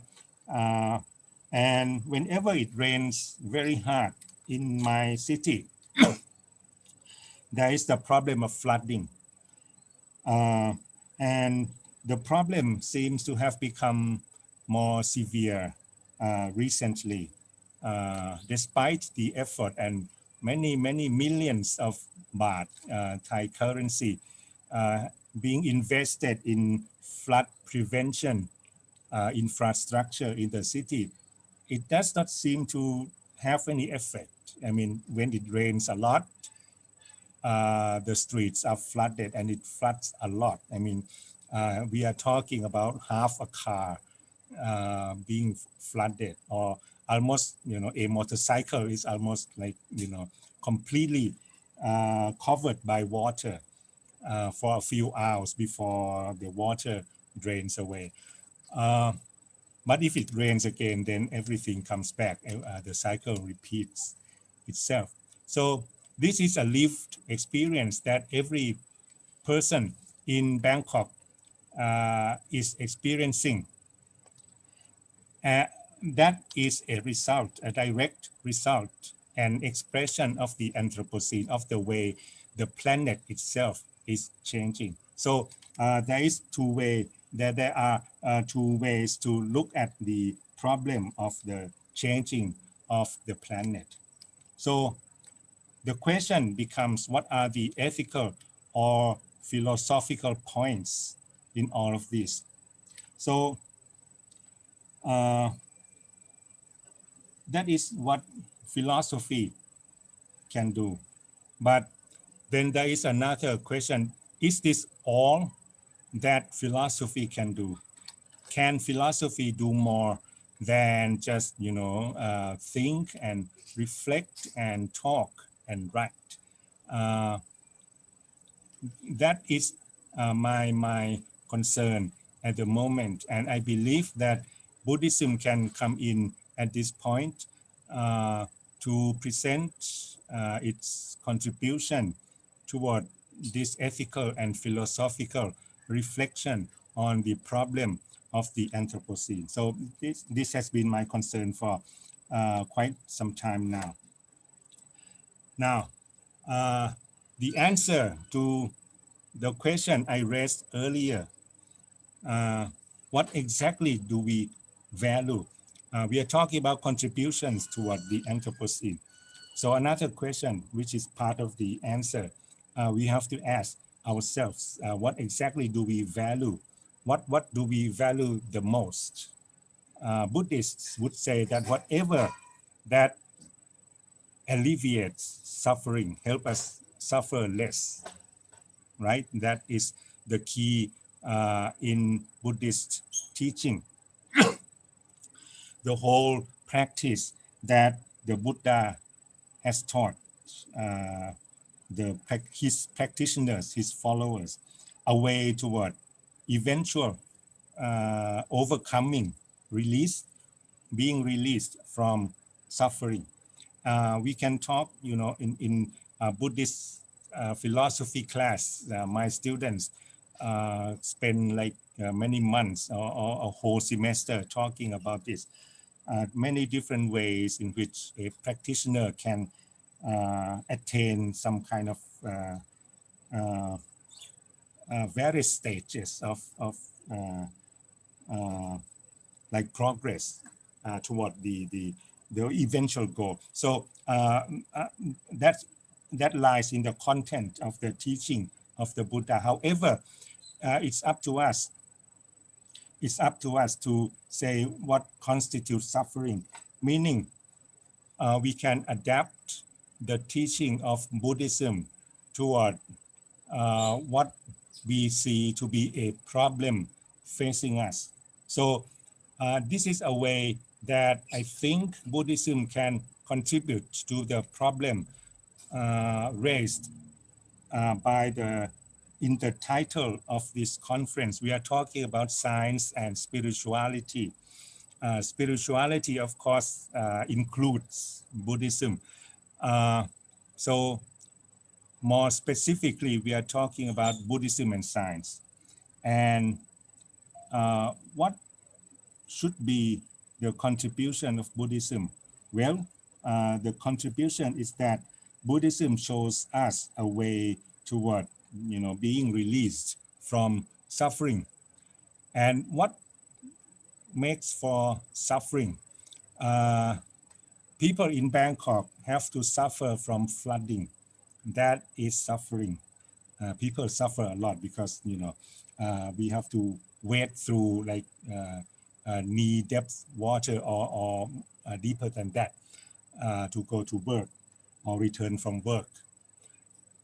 And there is a strong consensus among scientists that the apparently more serious flooding problem and irregular rainfall problem in Thailand, and I think in other countries, are the direct results of the Anthropocene, of something that we human beings have created ourselves. So I think there is a way to look at the whole picture and see how this problem can be solved. Lived experiences and how the Anthropocene and how the Anthropocene is having a real impact on people's lives. So we are talking about nature and culture being like intertwined, being put together, being mixed up so much so that it is very difficult to separate one from the other. So nature is what is out there without us, without human beings, without contributions from human beings. And culture, of course, is entirely the work of human beings. But it is not possible anymore to see nature as it really is without any intervention by humans, because humans have reached for every corner, every aspect of the earth. There is no one corner on earth that is untouched, either directly or indirectly by human beings. So we are talking about culture pervading, going into and mixing up with nature.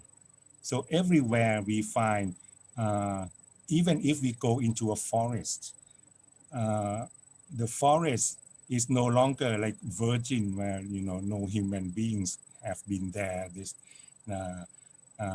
less and less so, or maybe inexistent. I'm sorry. So even the forests, in a way, we can say that they are products of culture. And the Anthropocene kind of emphasizes this point because it's a work of human beings. And since culture is a work of human being, whatever is work of human being is an aspect of culture. So and the Anthropocene is the changing of the whole thing. So we see this intertwining.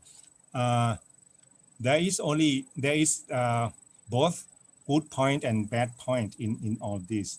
The bad point is that for some people, at least, they kind of regret the loss of the purely objective nature, where it's like a virgin forest is untouched by any human activity.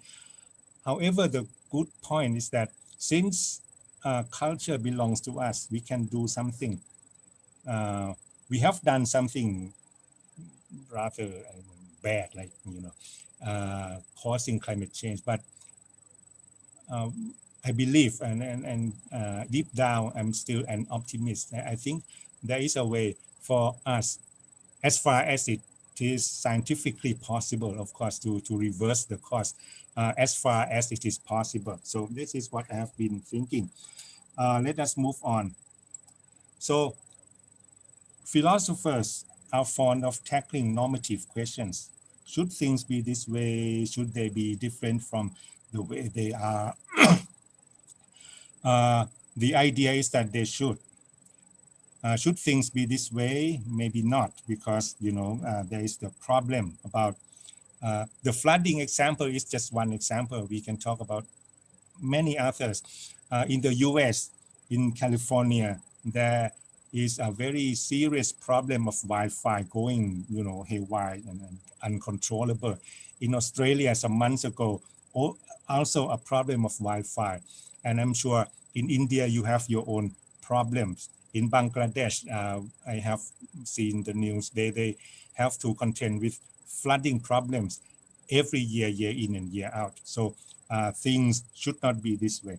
And of course, they should be different from the way they are at the moment. In what way should they be different? That's the question. So my argument, my take is that we cannot fully separate nature from culture. And this can be based and is in fact based on Buddhist teaching, because there is the teaching on interdependence. There is a Sanskrit term for that, I forgot. Anyway, interdependence, where everything is related one to another. Everything. There is no thing that is unrelated to anything else, just not possible, logically impossible. So we cannot fully separate nature from culture, especially in this day and age. This has a number of very strong implications. So what this means is that it points to the possibility that nature can be molded, as I have said. And we can as we can reform culture, so we can also reform nature. And before I end, I would like to return to what I said earlier about the contribution of Buddhism and philosophy. Scholars of religion or philosophers, they usually think and look at the world, and they talk a lot. However, there is a way to become more active, and instead of just talking, philosophers can do more. As for myself, there is a way.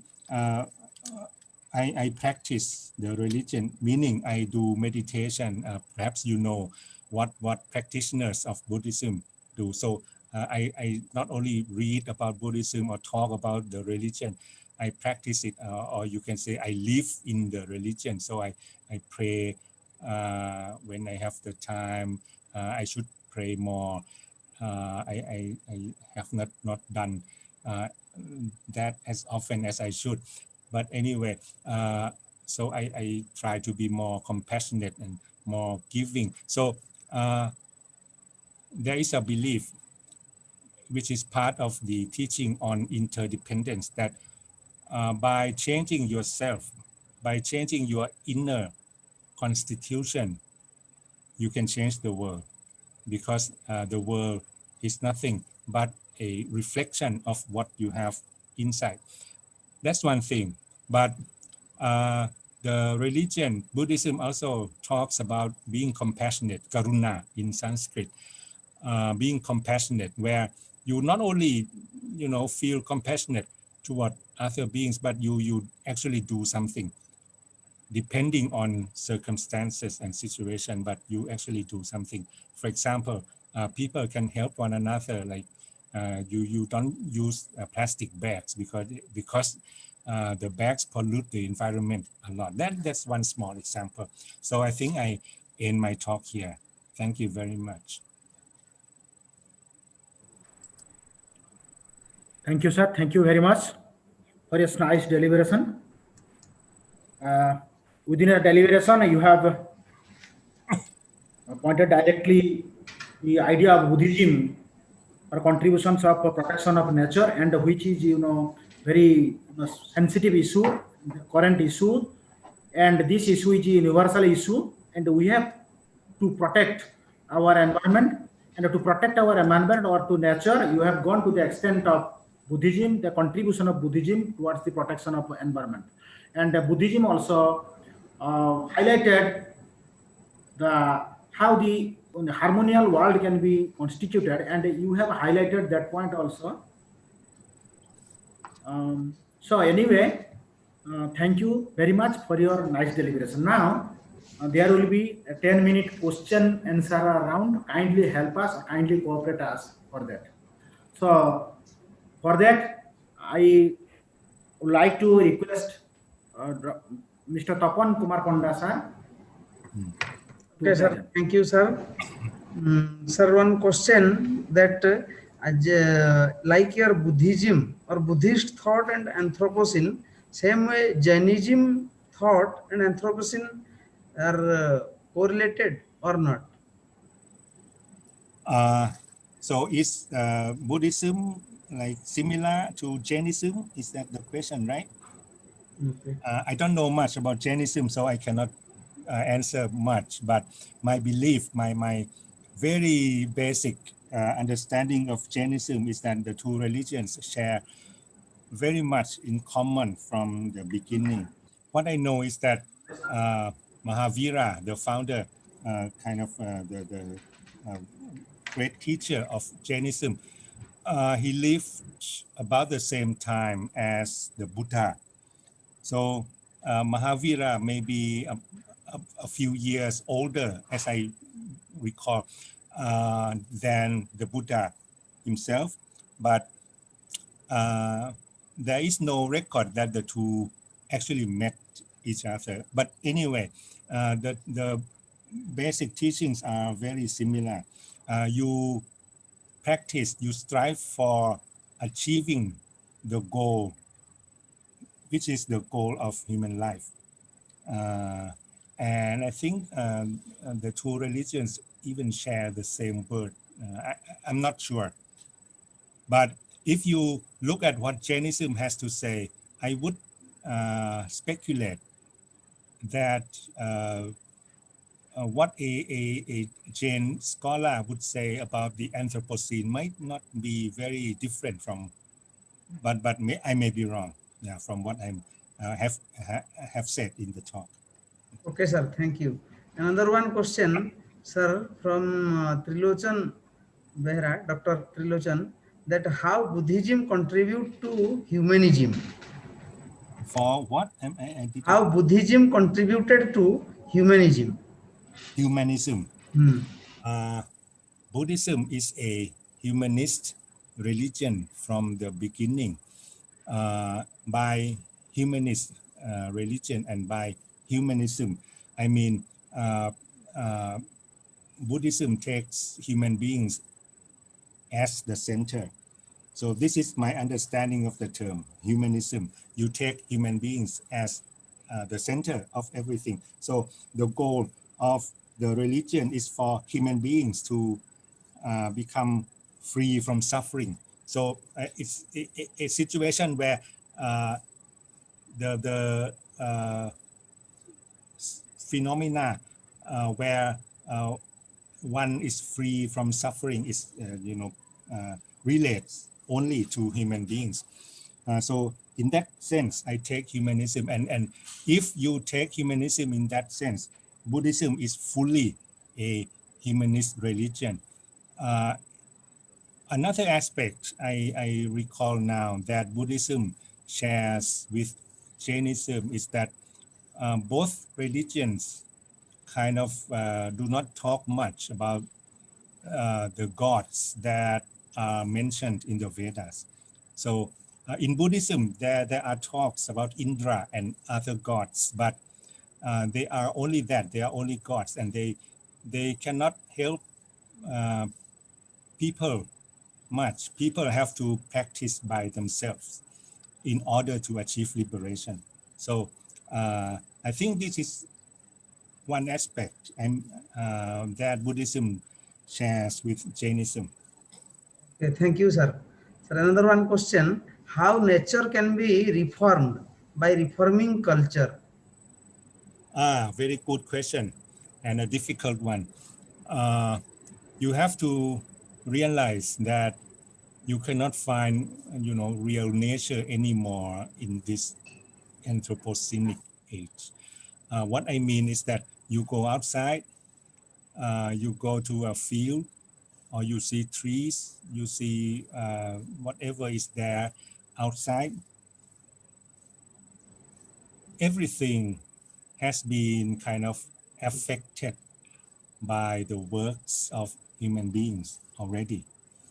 For example, I live in a big city, Bangkok, like 10 million people. Everything is like, is adapted, transformed, changed by human beings for human beings. Even if I go outside to the countryside, much of the landscape has been like farmed a lot, has been turned into rice fields. So human beings, people have worked on those fields producing rice for the people. And if I go to the river has been dammed. I mean, there's only one major river in the country, only one. There are so many rivers, but only one, which is not dammed yet. And there are groups of people like the government, they want this one remaining river to be dammed. So even the river is like part of culture, because constructing a dam is technological culture. Like culture is something that human beings do. So since culture and nature cannot be separated, they are in effect one and the same. So by changing one, you change the other, right? That's Okay, sir. Thank you, sir. Sir, another one question from Dr. Bharti PK, that the concept of sustainable development is an anthropocentric perspective of nature. What is the nature of Buddhist perspective materialistic development? yeah, another very good question. I have also been thinking and working on the so-called sustainable development goals for quite some time at the moment, because my university has set it as a priority for people in the university to undertake research on this topic. So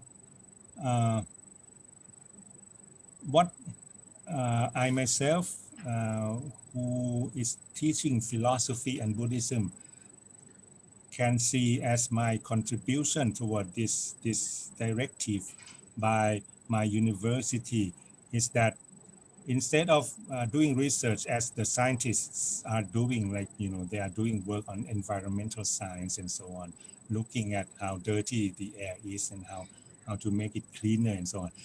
I'm looking, and my colleagues are looking at the foundations of thinking, conceptual thinking, ethical, normative thinking behind the effort towards sustainable development goals. So this is what have been thinking and a bit, doing works in this area.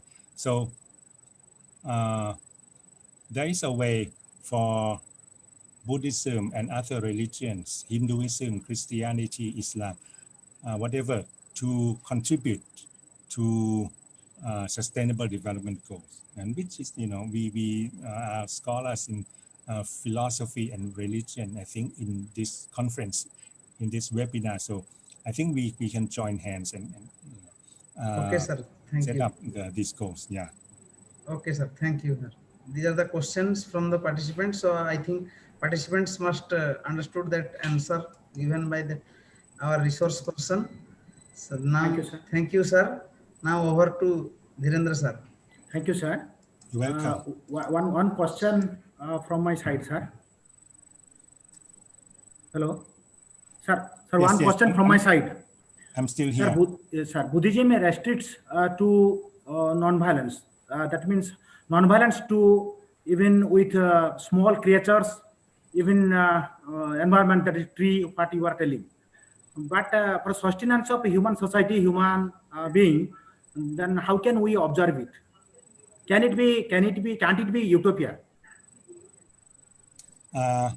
I'm trying to understand your question. So you are talking about Buddhism Yes. being like caring to small animals, small Yes. beings, right? But in some cases, these animals may have to be sacrificed. Yeah. Is that your question? Yes, sir. Yeah.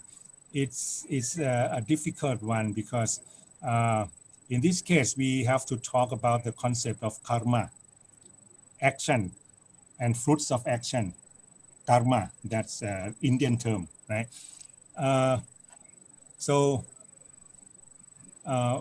For example, a monk or a group of monks, Buddhist monks, when they do something, for example, when they try to build a hut or some kind of house for themselves, they have to, by necessity, kill a number of small animals.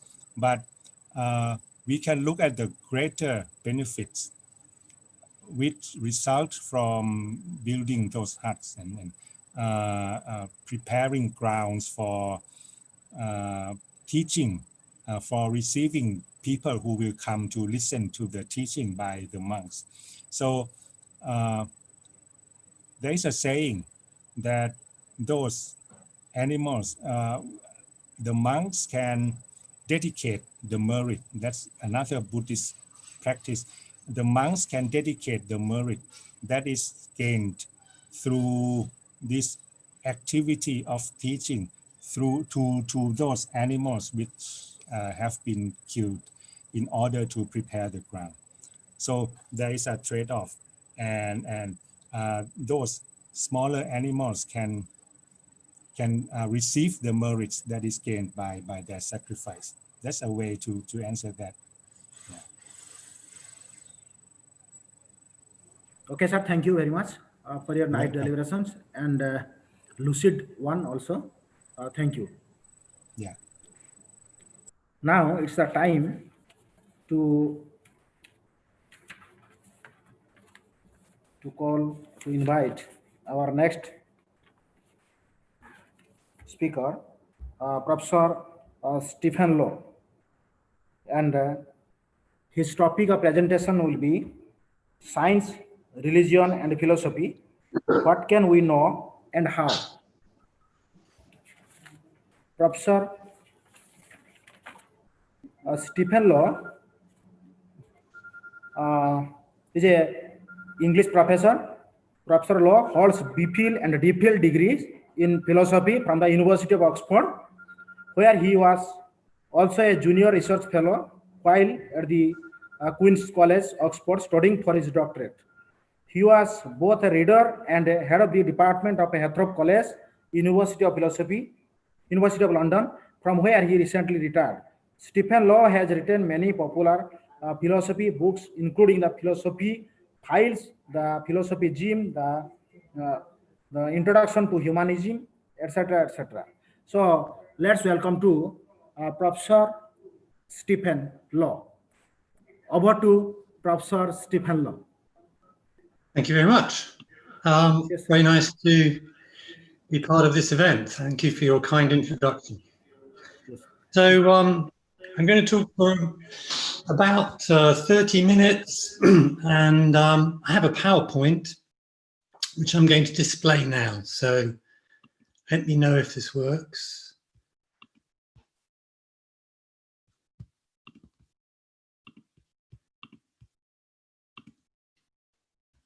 Okay, so can you see my PowerPoint? Is it good? Yes, sir. Yes, sir. Okay, so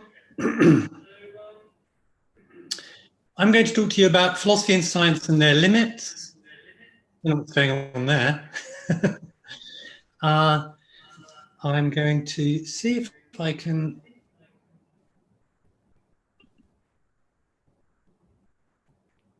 Yeah, maybe that's better. Okay, I don't know where the scribble has come from. But anyway, this is what I'm going to do. I'm going to attempt to distinguish philosophy and science and outline what I believe that they can and cannot do. And then I'm going to turn to whether science can support or undermine supernatural beliefs, including religious beliefs. I don't know why there's some red scribbles on there, but hopefully they will disappear at some point. Okay, so how do philosophy and science differ? What do philosophers do and how does it differ from science?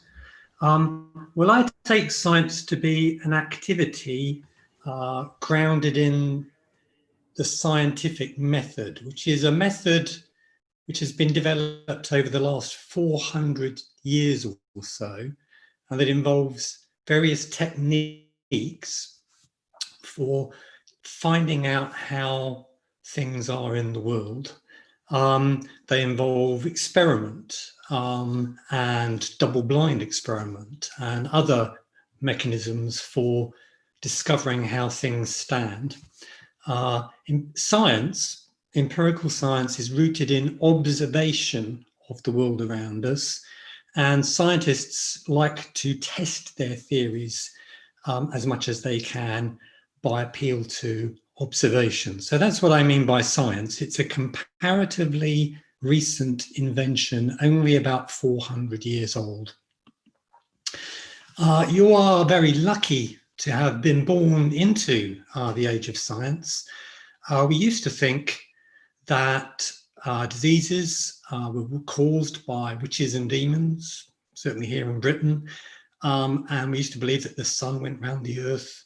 We had almost no effective medicine and childhood mortality rates were extremely high up until comparatively recently. Just the past couple of 200, 300, 400 years, we've completely transformed our understanding of the world. And we now have walked on the moon, we have powerful medicines, we have anesthetics, we have refrigeration, computers, electric lights, and so on. So science has undoubtedly transformed our lives. It's an extremely powerful tool. But now let's have a look at something called scientism, which has already been mentioned this morning. So scientism is the view that science can answer every meaningful question. Is that true? Or are there questions that science can't answer and that perhaps other approaches can? In my opinion, scientism is false. There are meaningful questions that science cannot in principle answer. But of course, I'm a philosopher, not a scientist, so you would expect me to say that, of course. What do I mean by philosophy? Well, if you ask any two philosophers what philosophy is, you'll probably get two different answers, but this is my understanding of philosophy. It's a form of armchair reflection. It's an exercise in pure reason, perhaps conceptual or linguistic analysis. So unlike science, it's not based on observation. It's something that you can do in the comfort of your armchair with your eyes closed and your earplugs in even. You don't need to be observing the world in order to engage in philosophical reflection and to make philosophical progress. But how could you answer questions just by sitting in your armchair and having a good think? So what I thought I would do is I'd give you 3 examples of how you can do that. Here's a simple puzzle. You may have come across it. At a family party, the following relations hold between those people present. There's a son, a daughter, a mother, a father, an aunt, an uncle, a niece, a nephew, and a cousin. Now, is it possible that there were only 4 people present at the party? At first sight, you might think, well, there's got to be more people than just 4 in order for all of those connections between them to hold. But actually, if you unpack these concepts of son, daughter, mother, father, and so on, you will realize that, in fact, there could just be 4 people present. If you have a brother and a sister, and one has a son and the other has a daughter, then you have every single one of those connections in place. And this is an objective fact, that there need only be 4 people at the party. Of course, there might be 4 people, more than 4 people at the party, but we've established the possibility that there were just 4 people. It's a possibility that didn't seem to be a possibility to begin with, but we've figured out that it is a possibility. So we've made progress, and we've done that. In fact, we've solved a puzzle just from the comfort of our armchairs, just by having a think. We didn't have to do any science. We didn't need to do an experiment. Here's another example of armchair reflection. Aristotle believed that if you dropped 2 objects from the top of a tower, with one being much heavier than the other, then the heavier object would hit the floor, hit the ground first. It would fall more quickly than the lighter object. And Galileo famously rejected that view. And his legend has it that Galileo dropped a heavy and a light ball off the top of the Leaning Tower of Pisa to see which would land first, and presumably discovered that in fact they landed at the same time. But actually, Galileo also, whether or not he performed that experiment, he famously ran a thought experiment in which he imagined the 2 balls being chained together. So you connect the 2 balls with a chain, and then you drop them off the tower. Now, what did Aristotle's theory predict would happen? Well, you've combined 2 balls together to make an even bigger object, an even heavier object. And so Aristotle's theory predicted that the 2 balls combined should fall even faster than the heavy ball did on its own. However, Aristotle's theory also predicts that the lighter ball will fall less quickly than the heavier ball, and so it will swing around behind the heavier ball and act as a drag on the heavier ball. And so by chaining the 2 balls together, the 2 balls should fall a bit more slowly than the heavier ball did on its own. So we've now derived a logical contradiction.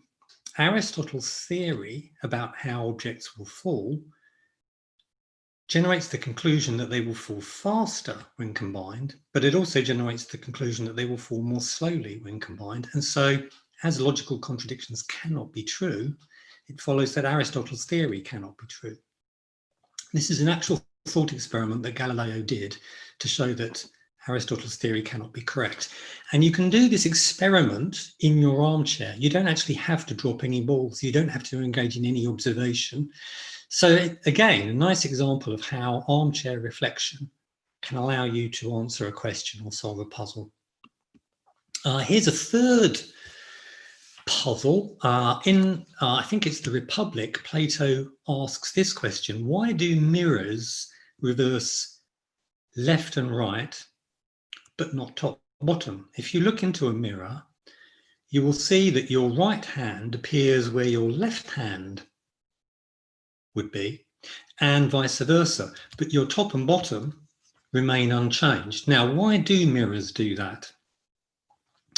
The solution to this puzzle involves realizing that actually the reason why we say mirrors reverse left right is, or at least one of the reasons, is that if you were to put yourself in the position of the mirror person by walking around the mirror and standing behind it looking forward, then it's true that your right hand would appear where your left hand is actually reflected, and vice versa, whereas your head and your feet would still be at the top and the bottom. So that's why we say that mirrors reverse left right, but not top bottom. However, we've just assumed that you will end up behind the mirror by your walking around the mirror to get there.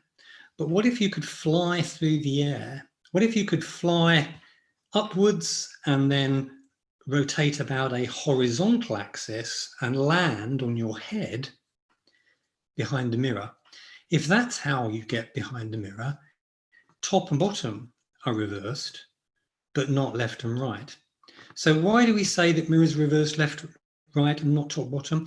Well, because we just assume that we're going to get to that position in one way and not another way. We overlook, because it's so familiar to us, we overlook the fact that we're putting ourselves there by rotating ourselves around one axis and not the other. The truth is that mirrors don't reverse don't reverse left, right, or top, bottom. They actually reverse front, back. The objects which are closest to the mirror are closest on the other side, but otherwise the image is symmetrical both on both axes, top, bottom, and left, right. There's no difference. And Plato could have figured this out before any science revealed how light reflects off objects and so on. You don't need to know any of the science in order to solve this puzzle. It's a purely conceptual puzzle. And as a matter of fact, Plato couldn't solve it, but we have since. So again, it's an armchair puzzle. You don't need science to solve it. Science doesn't really help. It's a conceptual problem. You need a conceptual solution. And then here's another final example. Suppose I believe it's wrong to make sentient beings suffer pointlessly, and other people are sentient beings. And I conclude then that it's wrong to make other people suffer pointlessly. That's what I'm required to believe if I believe those first two claims. But if I were to also believe that cows are sentient beings, then even though I might not realize it, I need also to believe that it's wrong to make cows suffer pointlessly. But I might not have spotted that yet. And so it may be that by thinking about my beliefs, I can reveal consequences that had not occurred to me that I will then have to accept, or I'll have to give up some of my old beliefs. This is a way in which we can make moral progress. And again, it's armchair work. What we're doing here is we're simply figuring out the logical connections between beliefs. And that's something that you can do from the comfort of your armchair without doing any empirical science. So it seems to me that armchair reflection can solve puzzles and provide answers to questions that science cannot. So scientism is definitely false, it seems to me. But of course, philosophy isn't the only armchair discipline. Mathematics is also an armchair activity. You can figure out that 12 times 12 equals 144 in your head. You don't need to make any observations. So philosophy is an armchair discipline, but it's not even the only armchair discipline. Philosophy can help us clarify concepts, reveal conceptual confusions and solve conceptual puzzles, and reveal logical contradictions in and unacknowledged consequences of our beliefs. philosophy can do all of these things, and these are very important activities. They're valuable. It's not science. So it's a form of armchair reflection on deep non-scientific questions and puzzles. So classic philosophical questions are, why is there something rather than nothing? Is it conceptually impossible for my mind to be my brain? Is it wrong to eat meat? What is a person essentially, and so on? It seems that these are questions science alone cannot answer. These are questions which, if they're going to be answered at all, will be answered by armchair reflection. There's a further value to philosophy. Professor Jonathan Glover at King's College London did a lot of inquiry into the backgrounds of those who did the right thing and also did the wrong thing in the 20th century in some great moral catastrophes, such as the Holocaust. He discovered the following. He said that if you look at the people who sheltered Jews under the Nazis, you find a number of things about them. One is that they tended to have a different kind of upbringing from the average person. They tended to be brought up in a non-authoritarian way, brought up to have sympathy with other people and to discuss things rather than just do what they were told. So philosophical reflection is also valuable. There's a pragmatic value to it. It gives us some immunity to being led astray by charismatic or authoritarian figures and led down some dark paths. It gives us some immunity to that. So if you want people to have that kind of immunity, it's good to give them a bit of exposure to philosophy, to get them to think for themselves and to question and not just passively accept whatever they are told. But now I want to suggest that there are limits to philosophy. It seems to me that this is probably true, that philosophy cannot reveal how things stand in external reality. There's a position called empiricism, which says that our senses provide our only window into external reality.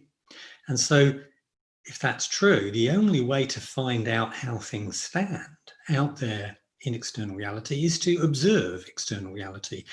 Armchair reflection by itself is useless at revealing how things are out there in the external world.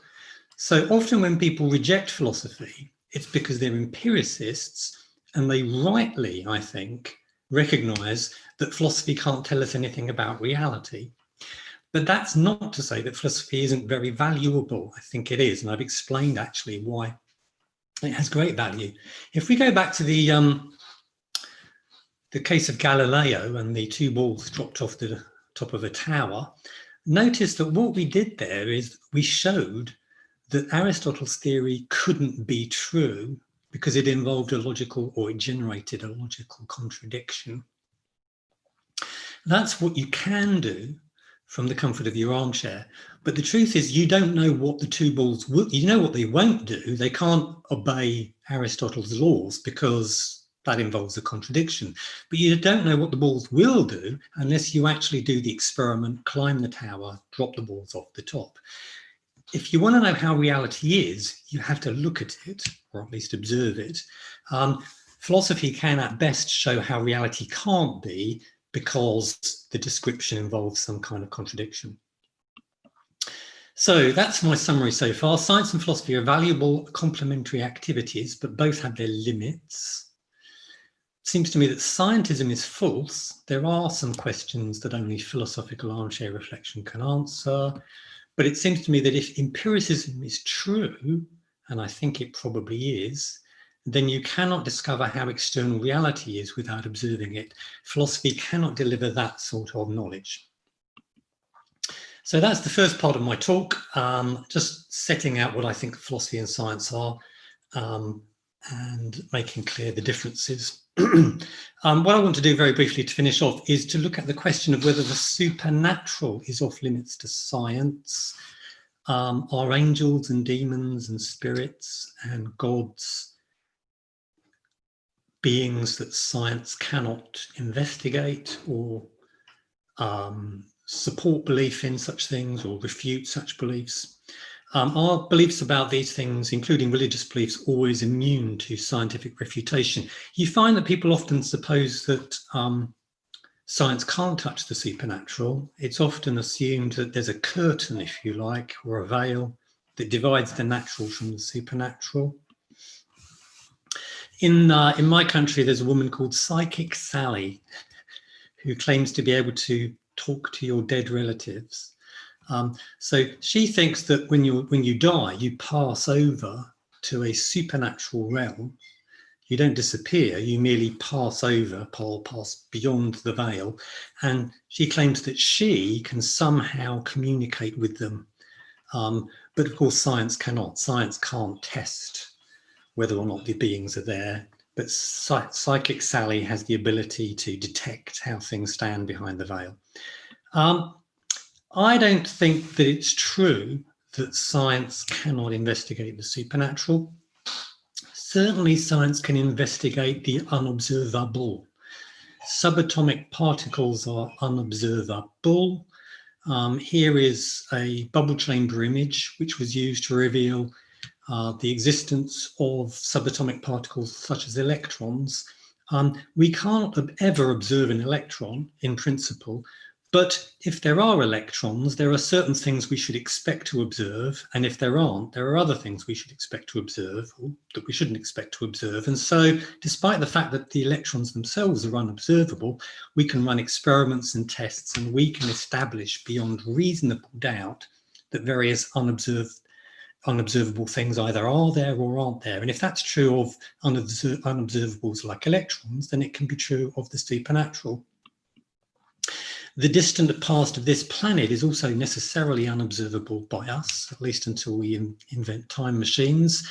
And yet we can quite reasonably believe that dinosaurs once roamed the earth, despite the fact that no one has ever observed a dinosaur living millions of years ago, and no one ever will. We can do that because if dinosaurs roamed the earth, there are certain things we should expect to observe and otherwise not. So supernatural claims may concern the unobserved, but they can be scientifically tested. There have been 2 multi-million-dollar double-blind experiments conducted on whether prayer works for heart patients, whether if you pray for a heart patient, that will have any benefit medically to them. And both studies found that that prayer had absolutely no effect whatsoever. Science has also investigated whether or not people can dowse. So in the UK, some people believe that you can discover water by walking around with a bent coat hanger or a stick. That's been investigated, and it turns out people just can't do that. It's not true. You can't detect water or other minerals or whatever it may happen to be under the ground using dowsing. What science has established is not merely an absence of evidence for prayer working or for dowsing working. It's discovered evidence of absence. We have good evidence that prayer does not work on heart patients and dowsing does not work to reveal water under the ground. So these were supernatural claims, or were often understood to be supernatural claims, and they have been refuted by science, it seems to me. You often find people saying that science is not a threat to religious belief. Science advocates a naturalistic rather than supernaturalistic focus, an empirical method for determining truths about the physical world and the universe, but yet they continue, the proper mandate of science is restricted to the investigation of the natural, physical, empirical dimension of reality. It is this restriction that scientism has violated. That is not true, in my view. Scientism is not true, but science can adjudicate on many supernatural and even religious beliefs. So there is a myth about science that it can't touch the supernatural. It can. So here's a summary. Philosophy is a valuable armchair discipline distinct from empirical science. It has its own puzzles and questions and role distinct from those of science. Philosophy is not, in my opinion, well placed to provide knowledge of how things stand outside our own minds. For that, you need science. And finally, science may have its limits, but it can potentially support or undermine many supernatural and even some religious beliefs. And then there's some information about me. That's my Twitter handle. I have a blog and I've written many books there, so you can check those out if you wish. So that's the end of my talk. And I'm happy to take some questions if you have some. Thank you, sir. Thank you very much. You have explained regarding the meaning of philosophy, then areas of philosophy, then also you have told about the armchair work regarding the philosophy. Again, you have pointed out that limitations of philosophy also you have told. Then basically you have discussed, explained the inner positions of the philosophy. That means that's a critical theory, the modernism, postmodernism, and rationalism theory, etc. So thank you very much. You have presented nicely. Now there is a question and answer round, and for that I request to Mr. Tapan Kumar Ponda to conduct. Thank you, sir. Good afternoon, sir. Sir, one first question is that asked by audience that if science is to investigate, then is it only confined external reality that we see around? Okay, that's an interesting question. So I think that if you want to investigate the world outside of your own mind, then you need to observe the world. You wouldn't necessarily have to do science, because I defined science as involving the scientific method. And that's a recent discovery. It's only 400 years old. And we were discovering things about the world hundreds of years before that, thousands of years before that. So you don't necessarily have to use science to discover how things are. I mean, you know, I know that I've got a coffee cup here. I know that through observation, but I'm not doing science. Okay, so you need to observe the world to find out about reality. I don't think, however, that science cannot investigate our minds. I think it can. I think we can scientifically investigate all sorts of facts about our own internal lives as well. So yeah, it's not, I'm saying that you need science to investigate the external world. Armchair thinking can't reveal that, but science can also be turned on us, and it can be used to investigate our own minds. Okay, sir. Thank you.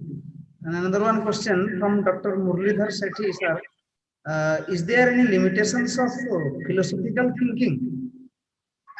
Is there any limitations of philosophical thinking? Yes. So I'm saying that I think empiricism is true. And so given that philosophy is an armchair discipline and is not based on observation, then philosophy can never reveal anything about external reality.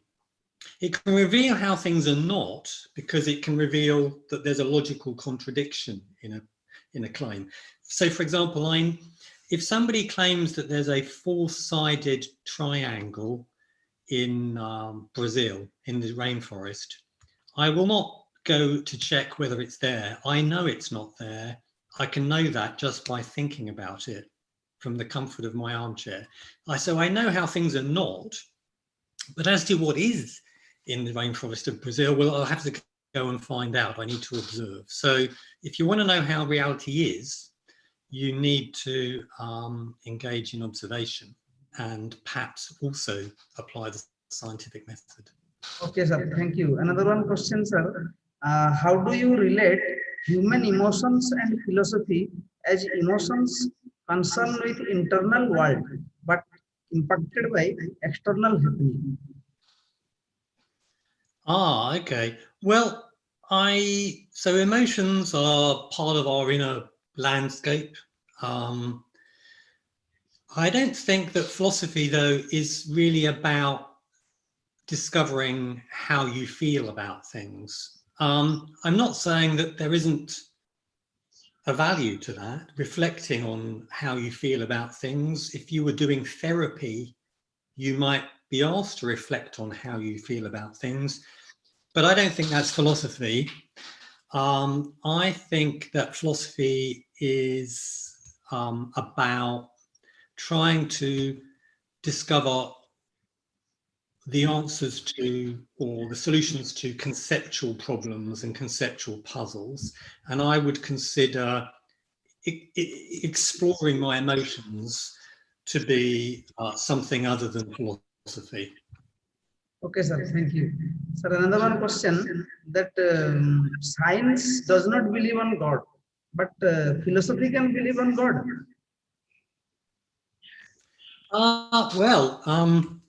Many scientists believe in God. Some people think that you can use science to support belief in God. So currently it's very popular to argue for God using fine-tuning, the claim that the universe appears to have been fine-tuned for life. It's extraordinarily unlikely that it would have the cosmological constants and so on that it does just by chance required for life to emerge. It's far more plausible that there is some intelligence behind the universe that designed it. So that would be a science-based argument for God.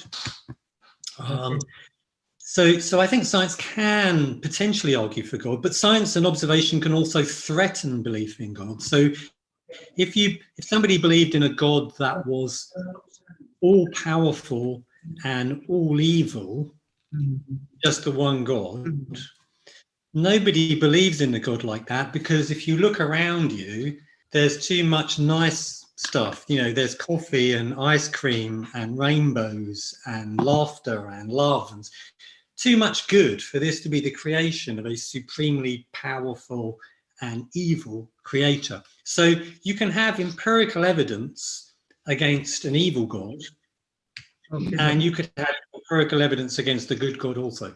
okay, thank you, sir. Sir, another one, that scientists discovered the God particle. Scientists discovered the God particle, but Oh yeah. can we observe that God particle? I can't remember what the God particle is, but that was just a joke. they just called it the God particle. It was humorous. But it's true that there are scientists that that believe in God. I don't want to dispute that. Of course there are. But not as many as there used to be. And the same is true of philosophy. So a couple of 100 years ago, almost every philosopher believed in God. Now it's less than 15% of professional philosophers even lean towards belief in God. It is a really small minority belief now amongst philosophers, probably similar when it comes to science as well, I don't know. So things have changed quickly over a very short period of time. Okay, sir. Thank you, sir. Then over to Dhirendra sir. Next. Thank you very much, sir. As one question I think has left, that's also important one. Is there any similarities between supernatural power and paranormal activities? Oh, well, I guess that's just, it depends what you mean by these terms, doesn't it? Yeah, so so some people use these terms interchangeably, and paranormal abilities such as telekinesis, being able to move objects with your mind, that's paranormal and indeed supernatural. But other people use these words with slightly different meanings. So to be honest, I'm not an expert on how these terms are used, but I think often they are used interchangeably. But maybe paranormal is restricted more to things like abilities that we might have, or ghosts or presences or something like that, whereas the supernatural maybe extends beyond that to God and other bigger issues. Maybe that's the difference. Okay, sir. Thank you very much, sir. Thank you for your nice deliberation as well as fantastic interactions. Thank Thank you. you. Pleasure. Yeah. Definitely, we expected we talk with you. And again, once again, thank you all. Thank you to you, as you have accepted our invitation.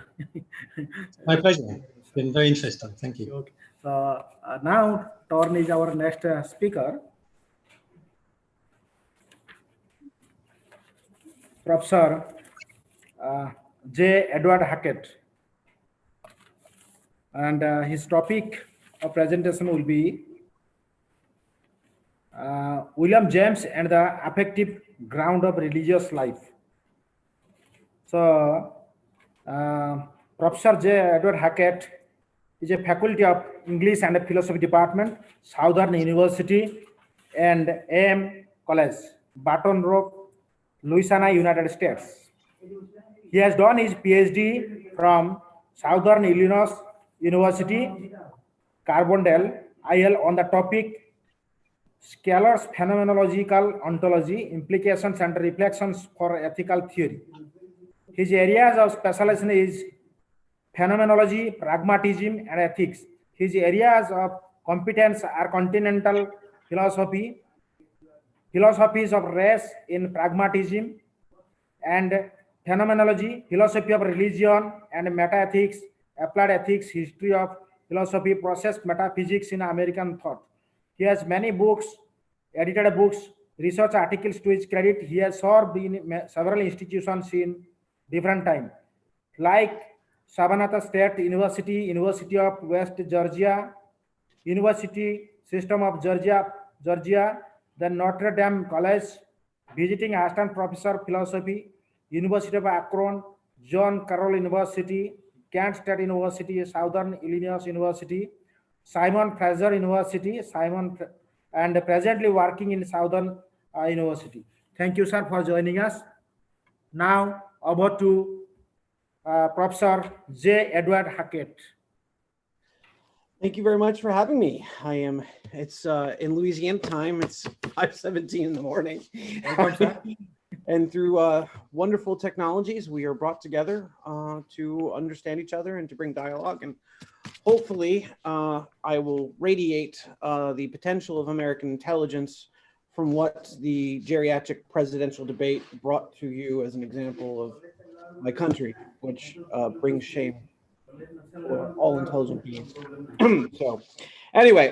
So in this short essay, I will discuss the origins of certainty and meaning in the West as having originated in rationalist metaphysics and James's critique of these types of metaphysics, and why the same metaphysical suspicion immunes our shared theological resources, assuming parallels in both Indian and Western religions for the purposes of a short essay.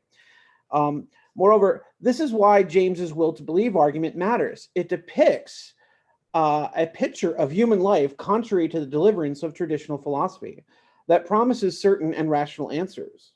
The will to believe argument piggybacks off of the fact that we are in a position that lacks access to the true nature of reality.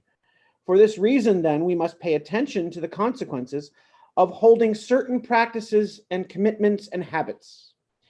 It is only by the consequence of holding spiritual practices, commitments, and habits that we can assess their effect upon our lives and affirm them. You saw something like that in Stephen Law's presentation about how we can use empirical inquiry to talk about religious claims that are made about the world.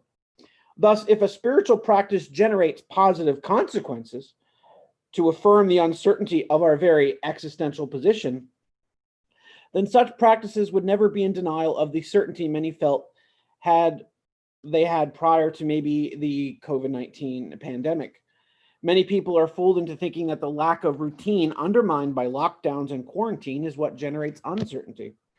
And so we're going to use COVID-19 just as a brief entry point into the idea that maybe we have spiritual practices because of the existential need for possessing them.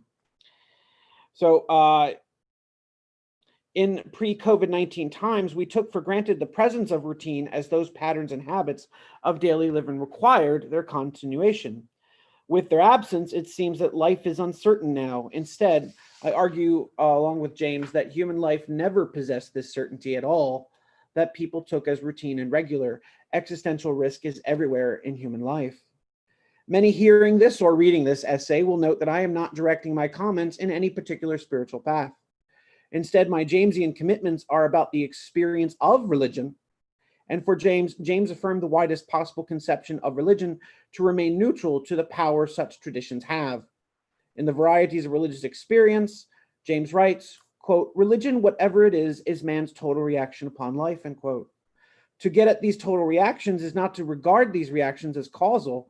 Instead, to discover them, you must go behind the foreground of existence and reach down to the curious sense of what the whole residual cosmos, end quote. In this way, our total reactions make us feel the marrow of our existence because the sense of the world's presence causes us to feel existence.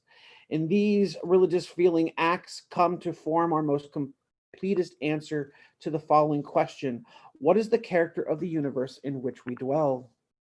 And of course, I kept my mouth shut because obviously Professor Law is an analytic, and I'm more in the continental and existential traditions. But you can see that there's going to be I'm really glad that my talk follows his, because we're going to have a little bit of metaphilosophical discussion about what philosophy is, as examining the existential position from which we're living. And philosophy gives us tools to do that, whereas if philosophy was just armchair reflection, it cannot do that. So there's very stark differences between our assumptions of what philosophy can be. And I think that tension will come out in dialogue. All right, so my essay is about the experiential scaffolding surrounding the religious traditions as ways to encounter the meaning of suffering. The experiential scaffolding is regarded as the very same starting place for every single human believer. In essence, the lack of access to reality in itself means that our beliefs are risky. Though they hold cash value, and we must risk everything in our spiritual practices. As James reminds us, quote, on pragmatic principles, we cannot reject any religious hypothesis if consequences useful to life flow from it, end quote. That is what makes them so necessary. Our passional nature, what James calls feeling, the feeling sense of religious feeling and the varieties of religious experience, thus fuels what we need, and the philosophical reflection turns into proposing concepts and beliefs that become the very habits that finite life demands of us. The root of spirituality and religion is then James's passional nature, a phrase that he uses in the Will to Believe essay. And the will to believe is the recognition of these felt demands on our finite lives. So in this next section called The Promise of Certainty in Descartes, I want to pinpoint an example of a religiously motivated philosophy in Descartes within James's critique of rationalism. As Cartesianism is the most popular form of rationalism, it will serve as a frame of reference as to how James's notion of feeling and passional nature matter to maintaining religiously motivated commitments. Descartes is famous for positing the self-reflective nature of consciousness, has access to innate ideas through pure intellection, right?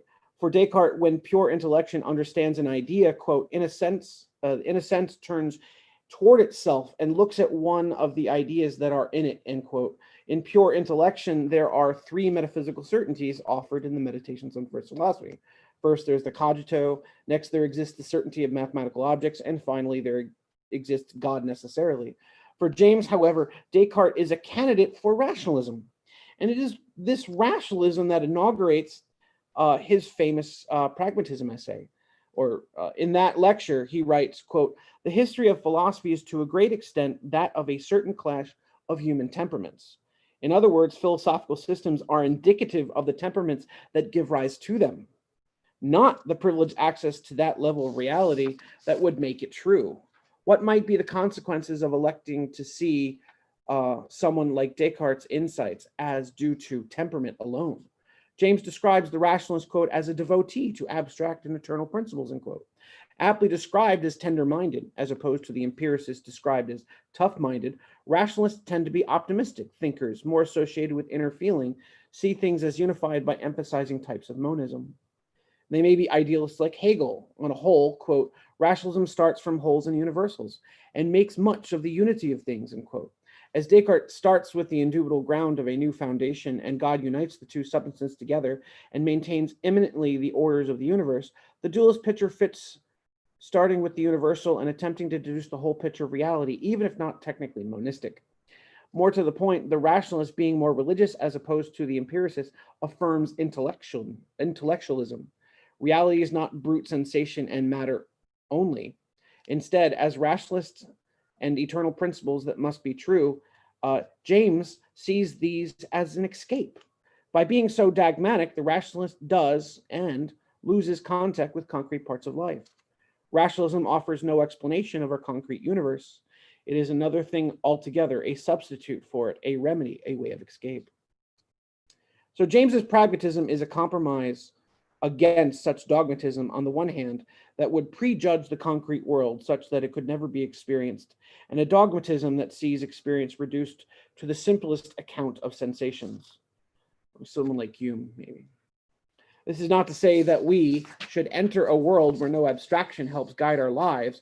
James wants a place for a middle view beyond the excesses of empiricism, which I do not have time to explain in full in this essay, and the rationalist obsession with creating philosophy that trades the personal, concrete, felt existence for something we never had access and only maintained because of how we felt. Instead, our experiences are discordant. They come together, dissolve, and relate again to something else anew. In light of this discordance, the failing grace of rationalism is, quote, to correct its incoherencies by the addition of trans-experiential agents of unification, quote. I love that phrase. Such as substances, intellectual categories, powers, and other concepts. In other words, the rationalist, like Descartes, invents substances, powers, and the construction of self as cogito to lay claim to something beyond the experience that unites the otherwise truly discordant relations of experience together. The rationalist claims to have a form of privileged access that James's experiential scaffolding proves never existed. The next section is called The Same for Rationalism as for Theology. In this section, I want to take a look at some relationship between pragmatism and theology. I will show that the critique of rationalist metaphysics sets the stage for an empirically informed concept of religion that turns on the inaccessibility we have of the divine. So if the divine exists for James, we can only be empiricists. So there's going to be a gap there. Okay, so James's pragmatism about religious commitment makes sense only if James is right about the non-existence of a form of privileged access. Given that there's no privileged access to decide upon one of the many multiple metaphysical systems of rationalism, then it holds that there are no means of privileged access to verify for all time various theological systems. In effect, all we have is then, quote, that ideas which themselves are part of experience become true insofar as they help us to get into satisfactory relation with other parts of our experience, end quote.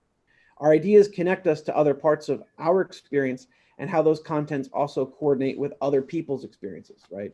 So there's a double edge. It's not just my own private satisfaction, as some have maintained about James, but our experiences coordinate together in a sort of intersubjective social space.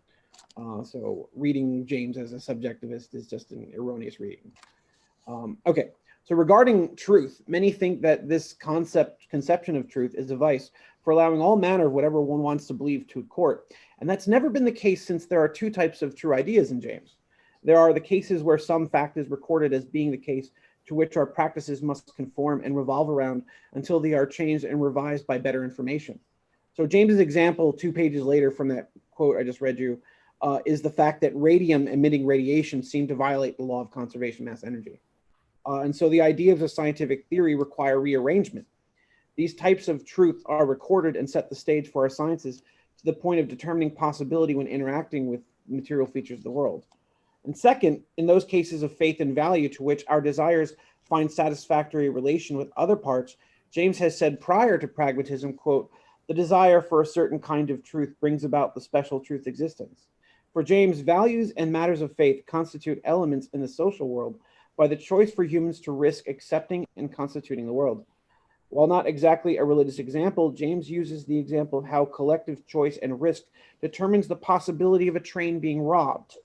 If the passengers of the hijacked train had more social solidarity and the highwaymen could not depend on a train of individuals who, for fearing losing their life, then the highwaymen could not rob trains. Everyone would be able to fight them off. And if that was a social belief, there would be no train robberies.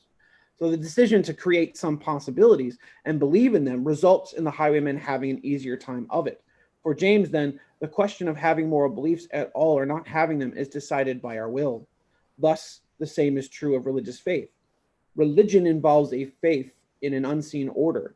Even before James was asked to prepare the lectures that would become the varieties of religious experience,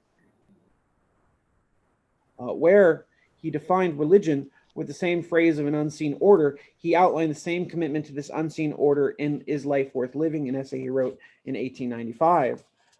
So we see the same language in 1895 of religion being an unseen order that we see in James's Variety of Religious Experience, which is published 1907.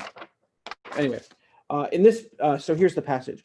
Religion has meant many things in human history, but when from now onward I use the word, I mean to use it as declaring that so-called order of nature which constitutes this world's experience is only one portion of the total universe, and that there stretches beyond this visible world an unseen order of which we now know nothing positive, but in its relation to which the true significance of our world, our present mundane life, consists a man's religious faith, whatever more special items of doctrine it may involve, means for me essentially his faith in the existence of an unseen order, of some kind in which the riddles of the natural order may be found and explained. In this passage, the will to affirm belief means that belief is attempting to solidify into habit. For James, we have no access to the unseen order, but only the will to affirm it, because it is felt.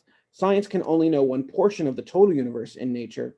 In being only a part, the unseen order is that which we know nothing positive. At best, the unseen order can be felt, but not known.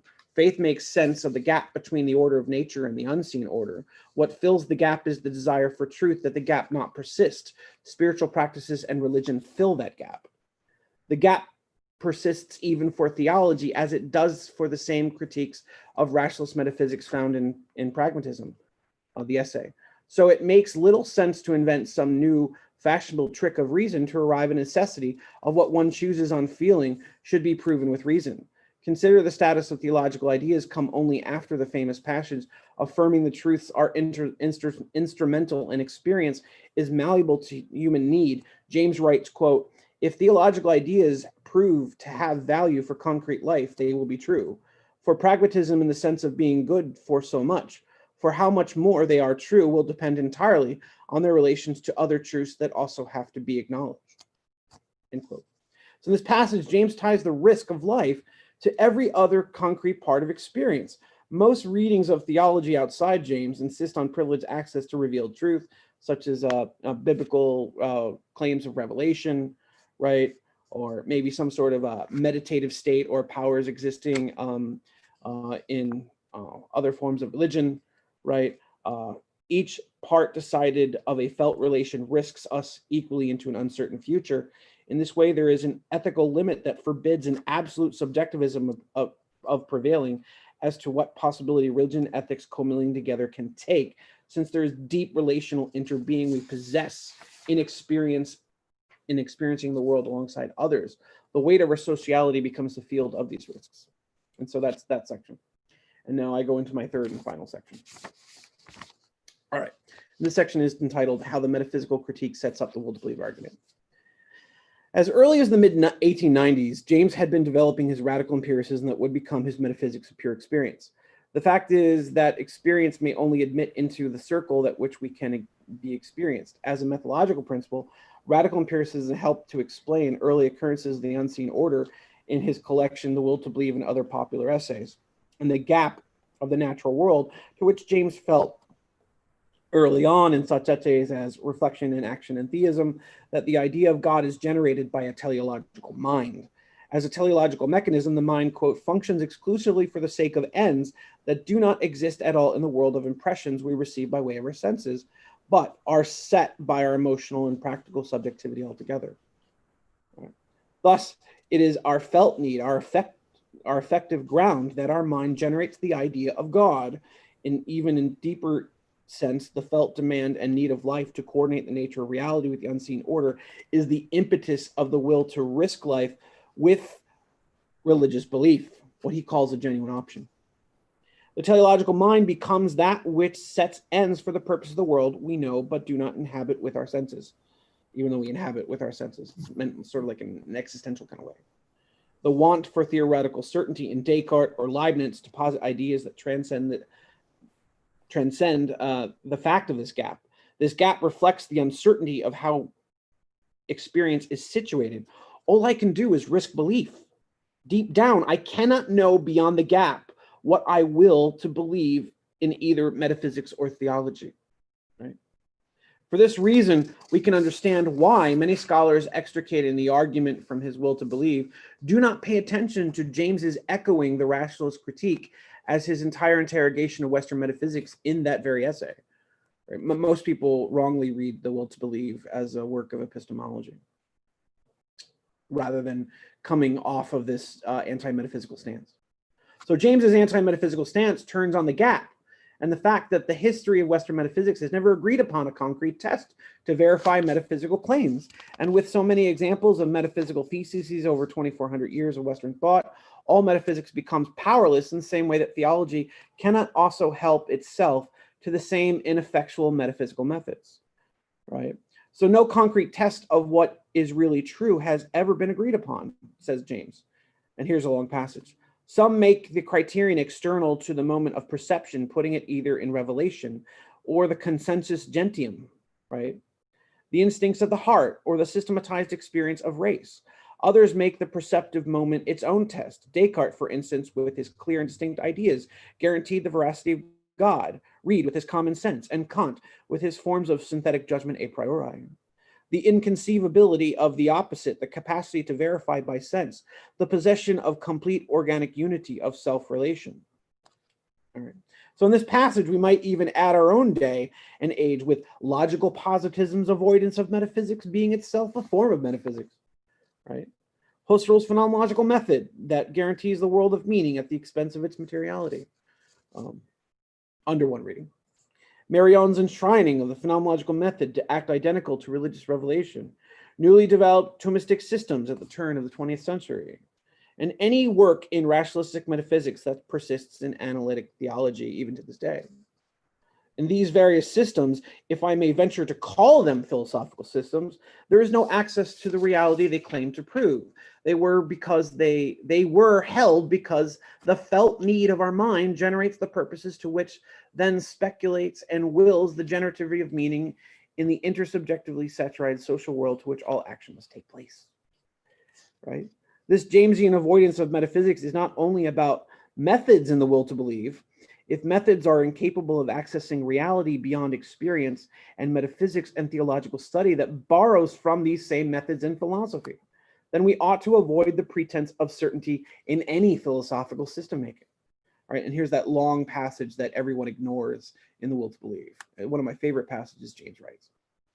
Practically one's conviction that the evidence one goes by is of the real objective brand is only one more subjective opinion added to the lot. For what a contradictory array of opinions have objective evidence and absolute certainty been claimed! Exclamation point.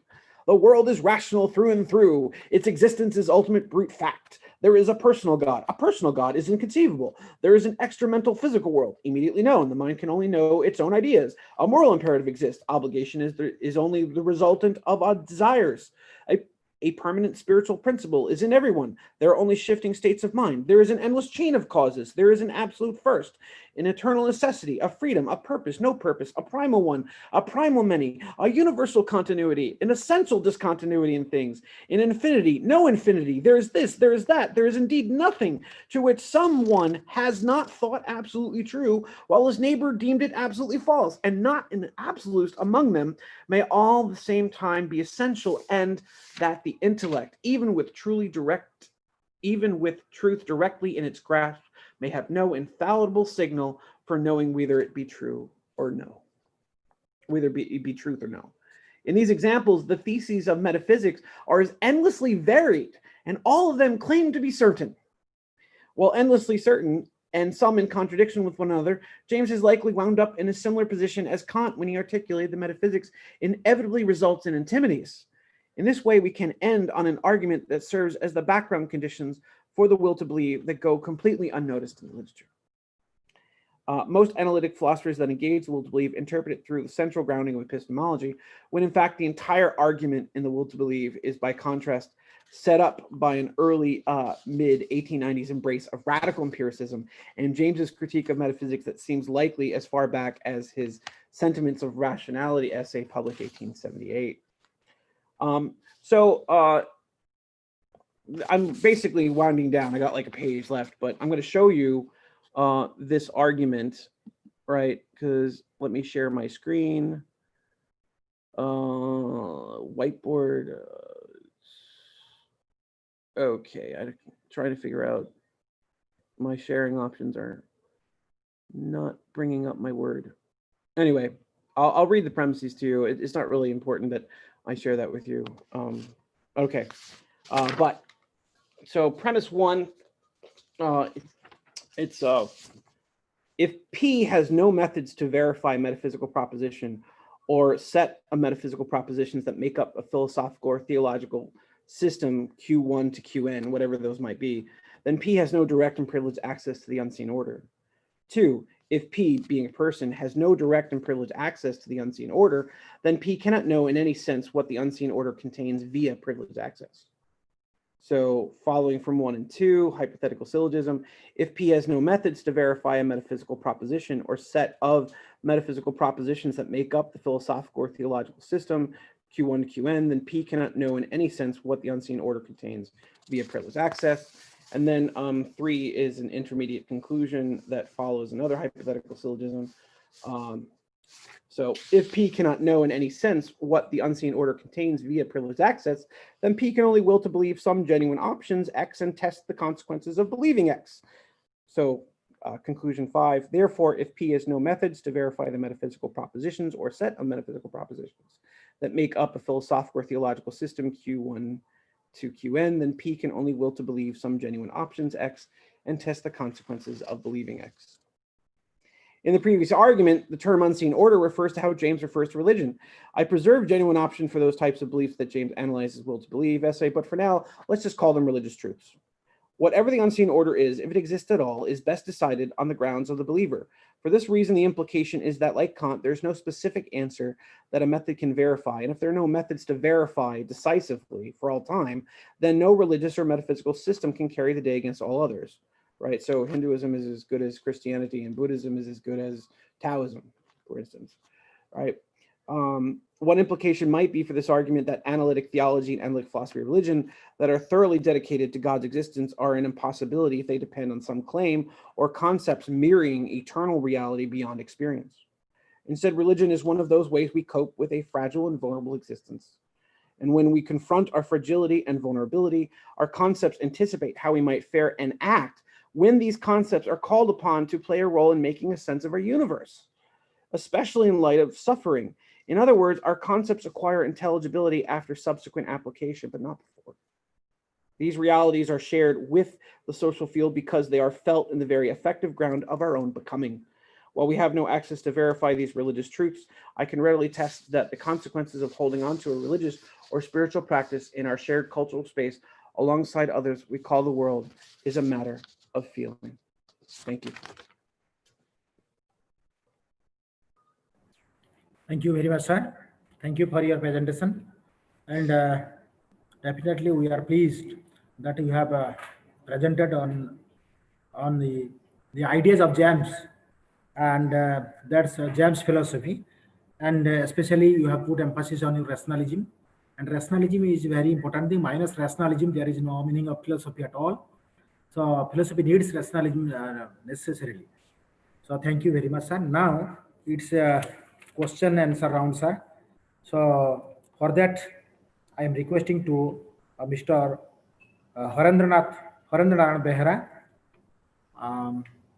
Sir, over to Harendranath Behera, sir. Thank you very much, Dr. Jana. It's a great pleasure for me to carry out this question answer round. We have Professor J. Edward Hackett, and we have collected some questions on this topic. My first question is, how do you view a religion from the spectacle of rationalism? from? Can you repeat that? I'm my internet connection is not that great. Yeah. How do you view a religion from the spectacle of rationalism? A religion from the spectacular, religion from Spectacle of in the eye of rationalism. How do you think? I'm sorry, I'm still having a hard time. How It's do kind you? of on my end. Okay, I repeat. Sir. How do you view a religion from the spectacle of rationalism? How do you view religion from the perspective of rationalism? Yes, exactly, sir. From the perspective of rationalism, you have access to a priori knowledge, or there's something intelligible about the universe that's coherent, and that concepts can access it. I think what James would do is I think he would put a lot of religious philosophy in that camp.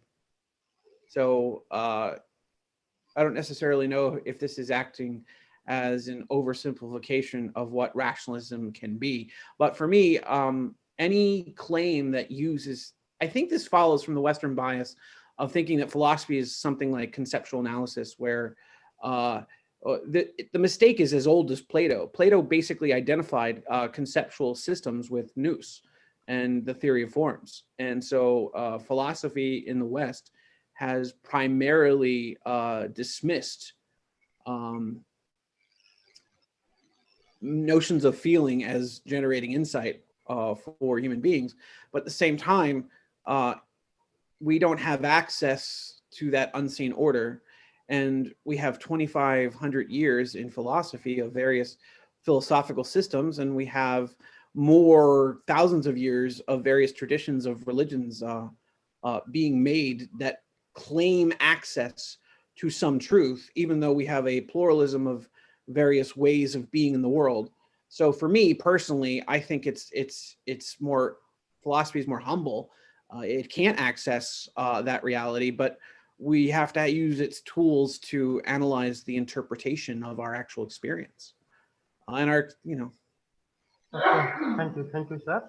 Another question is, how do you correlate pragmatism and theology? Are you getting my question, sir? How do I correlate pragmatism with what? Yes, and theology. Ideology? Theology. Oh, theology. Yes. Theologies are various hermeneutic attempts for various communities of inquiry that are bound together by their practices. And sometimes there's disillusion, the agreement of those various traditions breaks down over political or social issues. In the United States, the United Methodists have been undergoing a spiritual schism between the various allowing for gay clergy or not, right? And also performing same-sex marriage or not. So that's one of the divisive issues, at least in the Methodist Church. And so you have theological responses to how a religion such as Christianity inhabits a cultural space and then generates varieties of ways of being in the world. And so theologians might not like me saying this, but theology borrows from philosophical methods, and philosophers never borrow from theological methods. And so theologians are always thinking that whatever trick that philosophy has used in the past might be appropriated for their own purposes of seeing the world a certain way. I can't speak for Hinduism beyond having like a sophomore level knowledge of for a sophomore level world religions class, right? It does seem to me, and I speak coming out of Catholicism, right? But all religions and all theologians of various spiritual traditions all think that their traditions are true in relationship to other traditions. And I don't think that they actually have access to verify that that's actually true. So all that we really do have, and I guess this is pragmatism's relation to theology, is that pragmatic test of whether or not certain beliefs are useful to the community, and how that community might relate to others is the only test for any theological or metaphysical idea that we have of the world. So philosophy is not armchair reflection. Philosophy is intimately one of those tools that we can use to talk about our own felt existence, right? So that's more akin to, I'm more friendly to existential forms of theology than I would be friendly to anyone who uses rationalism or some sort of trick of a priori mind, or, you know, so. Yes, yes, yes. Thank you, sir. Nice explanation. Another question is it possible to assess reality beyond experience? Without the persistence of the gap, I don't think so, right? So assessing, but we also have to know that, like, reality is not something that's fixed or static. And I agree wholeheartedly with James on this one principle, but reality is not a block universe, right? So some people who are religious, who already think that they have all the answers to life, just think that reality is finished in its becoming. But no, I think that, you know, philosophy puts you in touch with how intimately developing reality is. Reality is currently unfolding, and our philosophical systems and our concepts furnish us with an ability to interact with the world. But as James says, reality is growing on the edges, and our systems might not mirror it in the way that we can think that we have some sort of finished understanding, right? So I think we can assess reality, but we also have to be humble that reality is in its becoming in relationship to our becoming at the same time. Okay. Thank you, sir. This is from this session. Thank you very much. Now over to Dr. Jana. Thank you very much, Harendra Narayan Behera. Thank you, James Hackett, sir. Thank you for your nice deliberation as well as interactions with these questions. So now it's turn for our next speaker, Dr. Rajivalochon Behera, and his topic of presentation will be in religious and spiritual experience and the pursuit of peace, exploring the connection of internal and external realms of human life.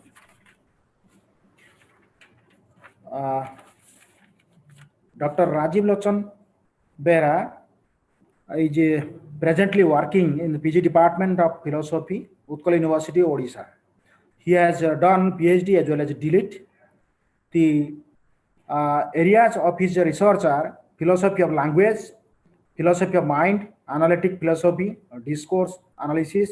His competency areas of research are applied ethics, critical thinking, metaphysics, and logic. He has published a book in international publication, national publications. Beyond that, he has many research papers to his credit. Thank you, sir. Welcome to our platform. I think you will have a nice deliberations for our participants. Over to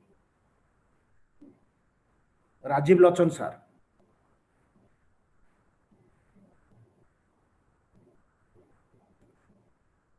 Hello? Rajivalochon, sir, is there?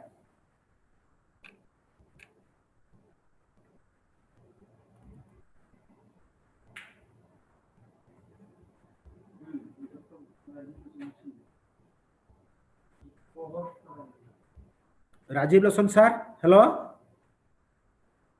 Am I audible to you, sir?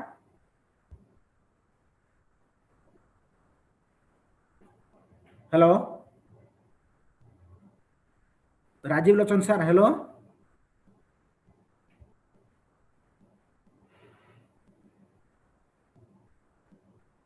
Hello?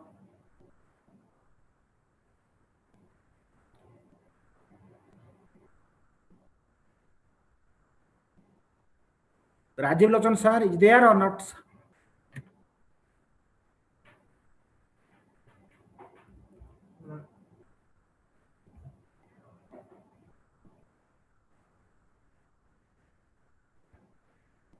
Hello.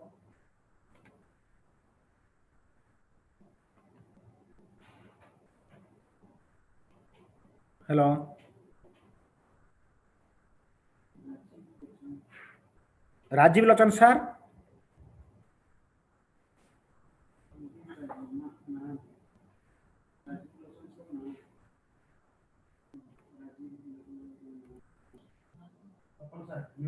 Dear participants, it's a network problem from Rajiv Lochan sir's side. Please bear with us, please. He is connecting, please.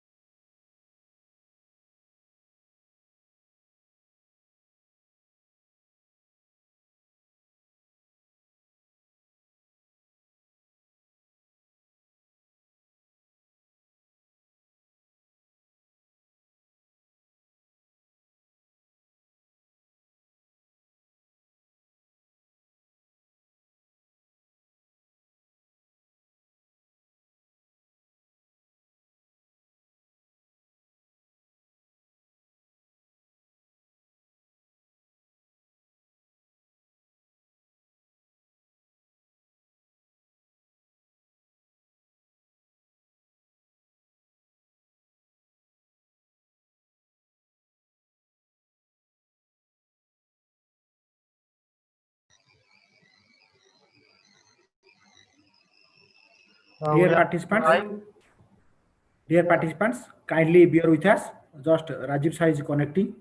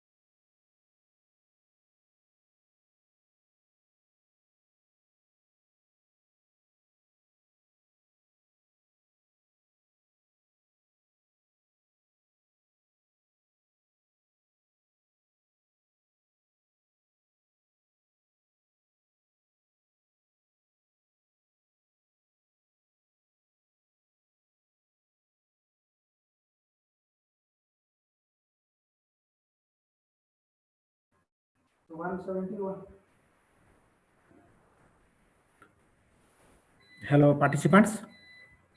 I think she's not being connected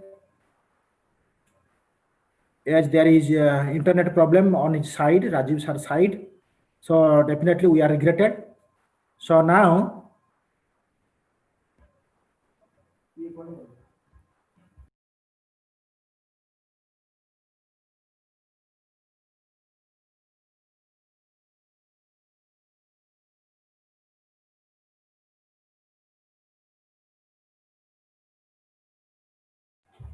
Now it's time. আসলে? Wait. Excuse me, participants. Our speaker is trying to connect. Just I'm connecting. Ready. Continue. Continue.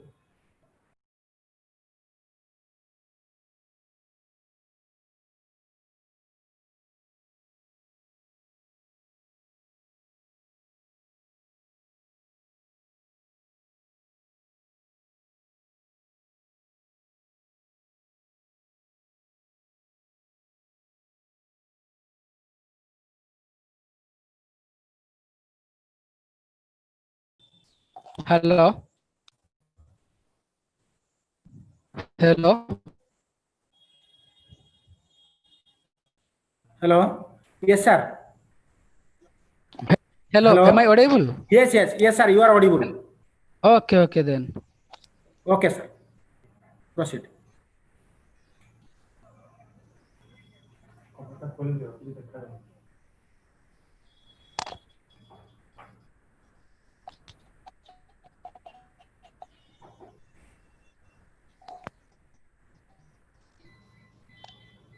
Hello.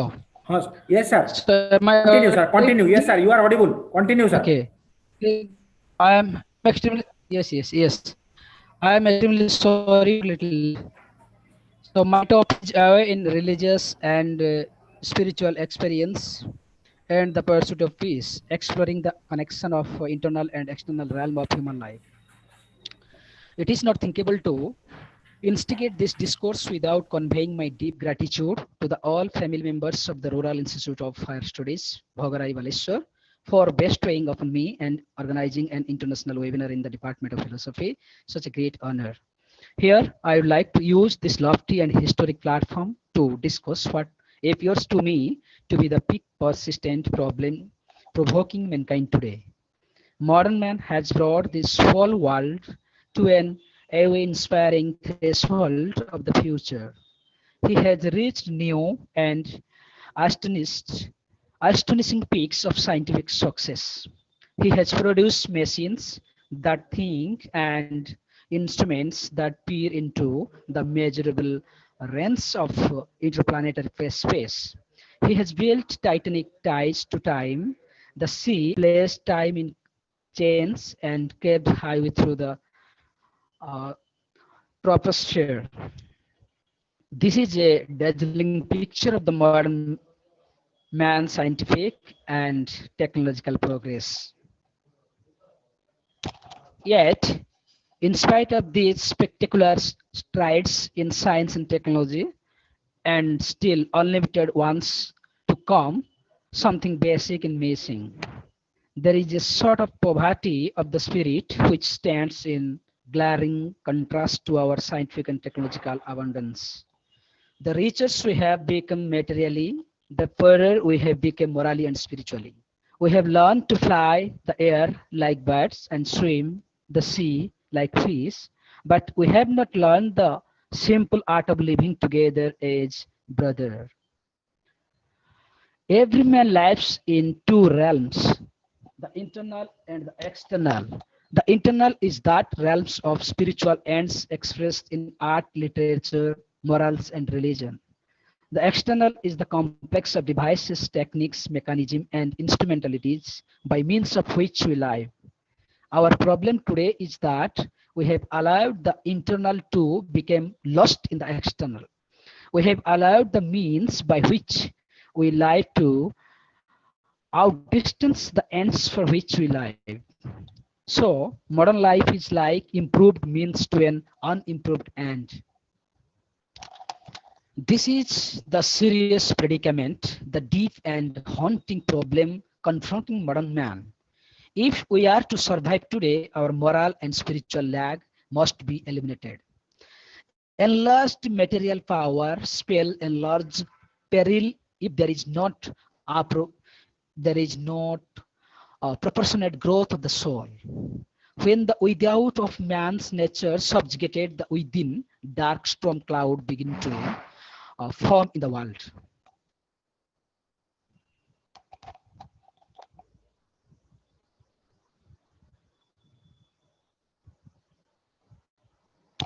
This problem of spiritual and moral lag, which constitute the modern man's chief dilemma, expresses itself in three larger problems that grow out of man's ethical infantilism. Each of these problems, while appearing to be separate and isolated, is inextricably bound to be others, to radical injustice, materiality, and war. The first problem that I would like to mention is radical injustice. The struggle to eliminate the evil of radical injustice constitutes one of the major struggles of our time.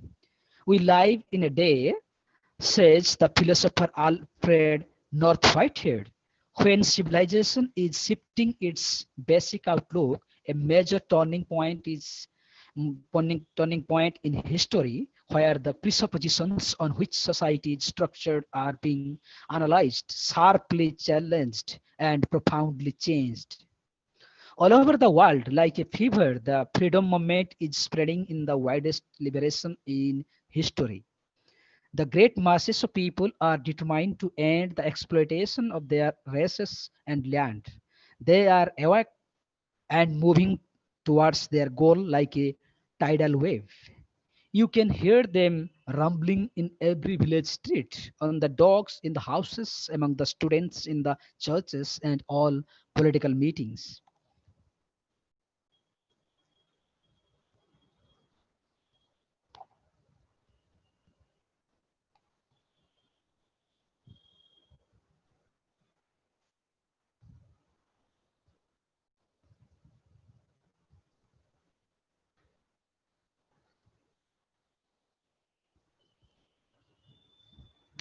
Yes, violence as a way of achieving radical justice is both impractical and immoral. I am not unmindful of the fact that violence often brings about momentary results. Nations have frequently won their independence in battle. But in spite of temporary victories, violence never brings permanent peace. It resolves no social problem. It merely and completed wars. Violence is effective because it is a descending and destruction. It is immoral because it seeks to humiliate the opponent rather than win rather than convert. Violence is immoral because it thrives on hatred rather than love. It destroys the community and makes brotherhood impossible. It leaves society in monologue rather than dialogue. Violence ends up defeating itself. It creates bitterness in the survivor and brutality in the destroyers. In a real sense, non-violence seeks to redeem the spiritual and moral lag that I spoke of earlier as the chief dilemma of modern man. It seeks to secure moral ends through moral means. Non-violence is a powerful and just weapon. Indeed, it is a weapon unique in history, caught, which cuts without wounding and enable the man who wield it.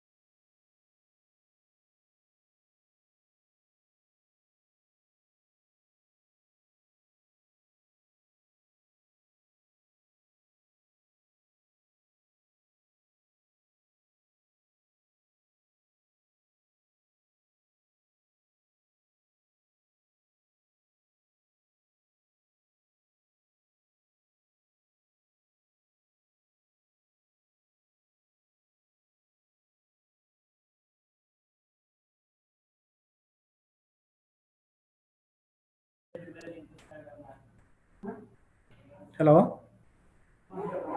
Hello? Sir, you are not audible, sir. Hello? Sir, can you hear me?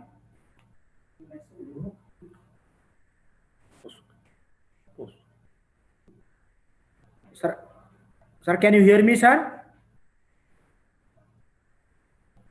Rajiv Lochon, sir, can you hear me?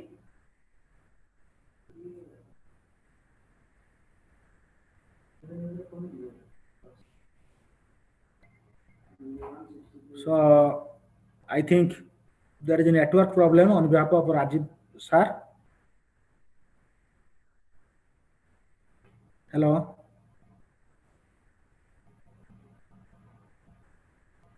Rajiv, sir, hello? Can you hear us, sir?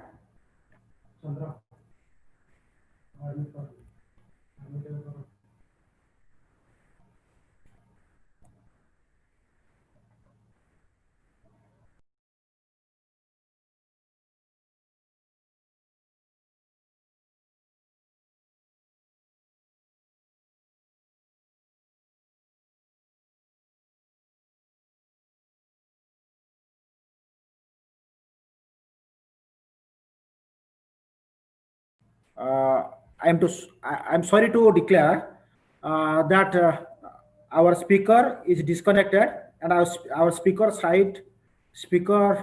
is disconnected due to internet problem. So now I think we have to go forward, and the next step is the next session is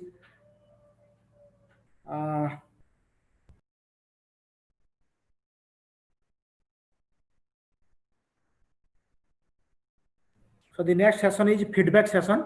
That means if anyone, either from the side of our speakers and guests or the participants, wants to give any feedback, they can give now.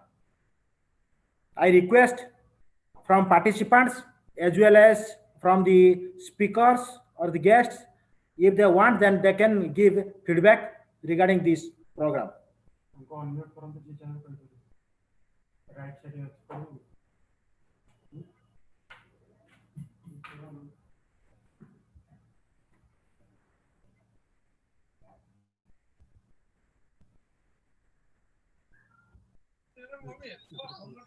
Hello, sir.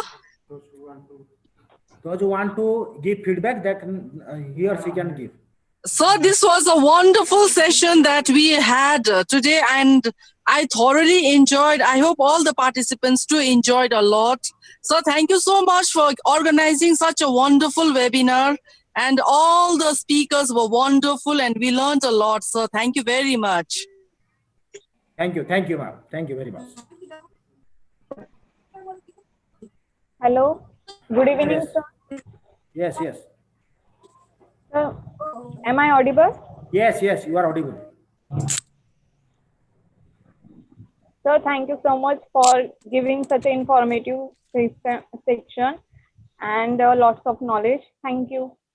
Thank you very much.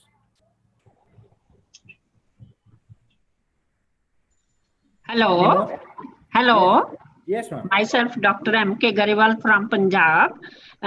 It was a thorough session on science, religion, and spirituality, and this is the need of the hour, that we should give this inheritance to our next generation. But I shall suggest, sir, in future, you should have a webinar on scientific attitude or scientific temperament, which is highly needed in our country these days. And today's effort was wonderful. I appreciate your effort, and every resource person was so resourceful today. Thank you.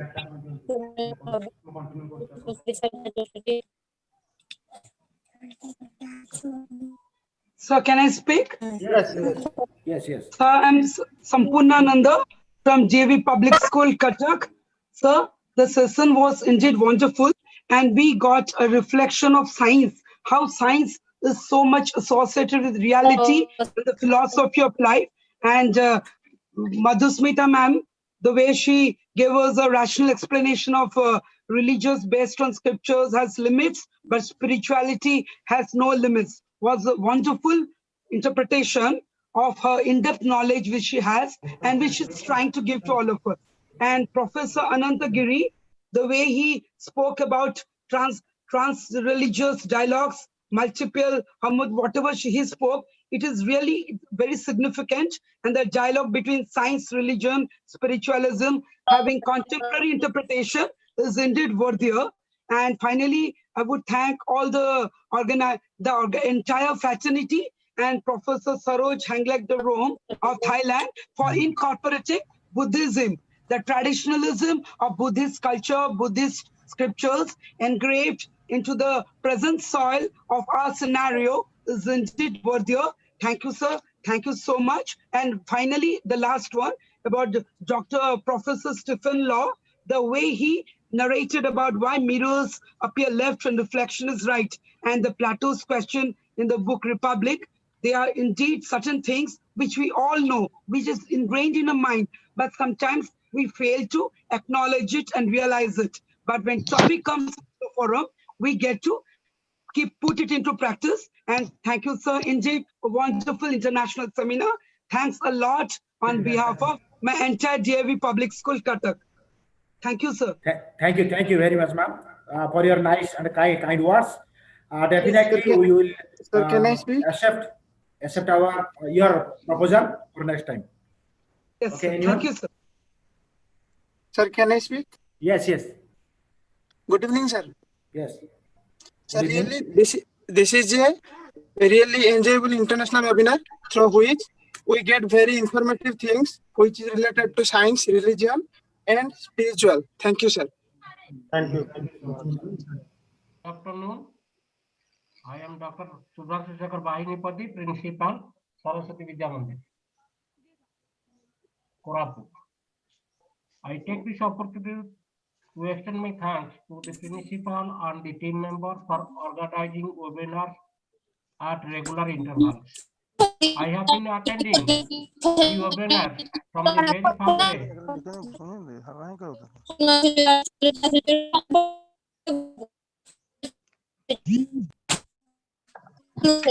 first day.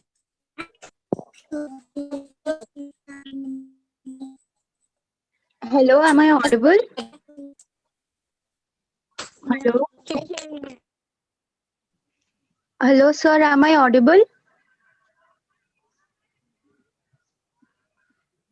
Hello, sir, am I audible? Yes, you are audible.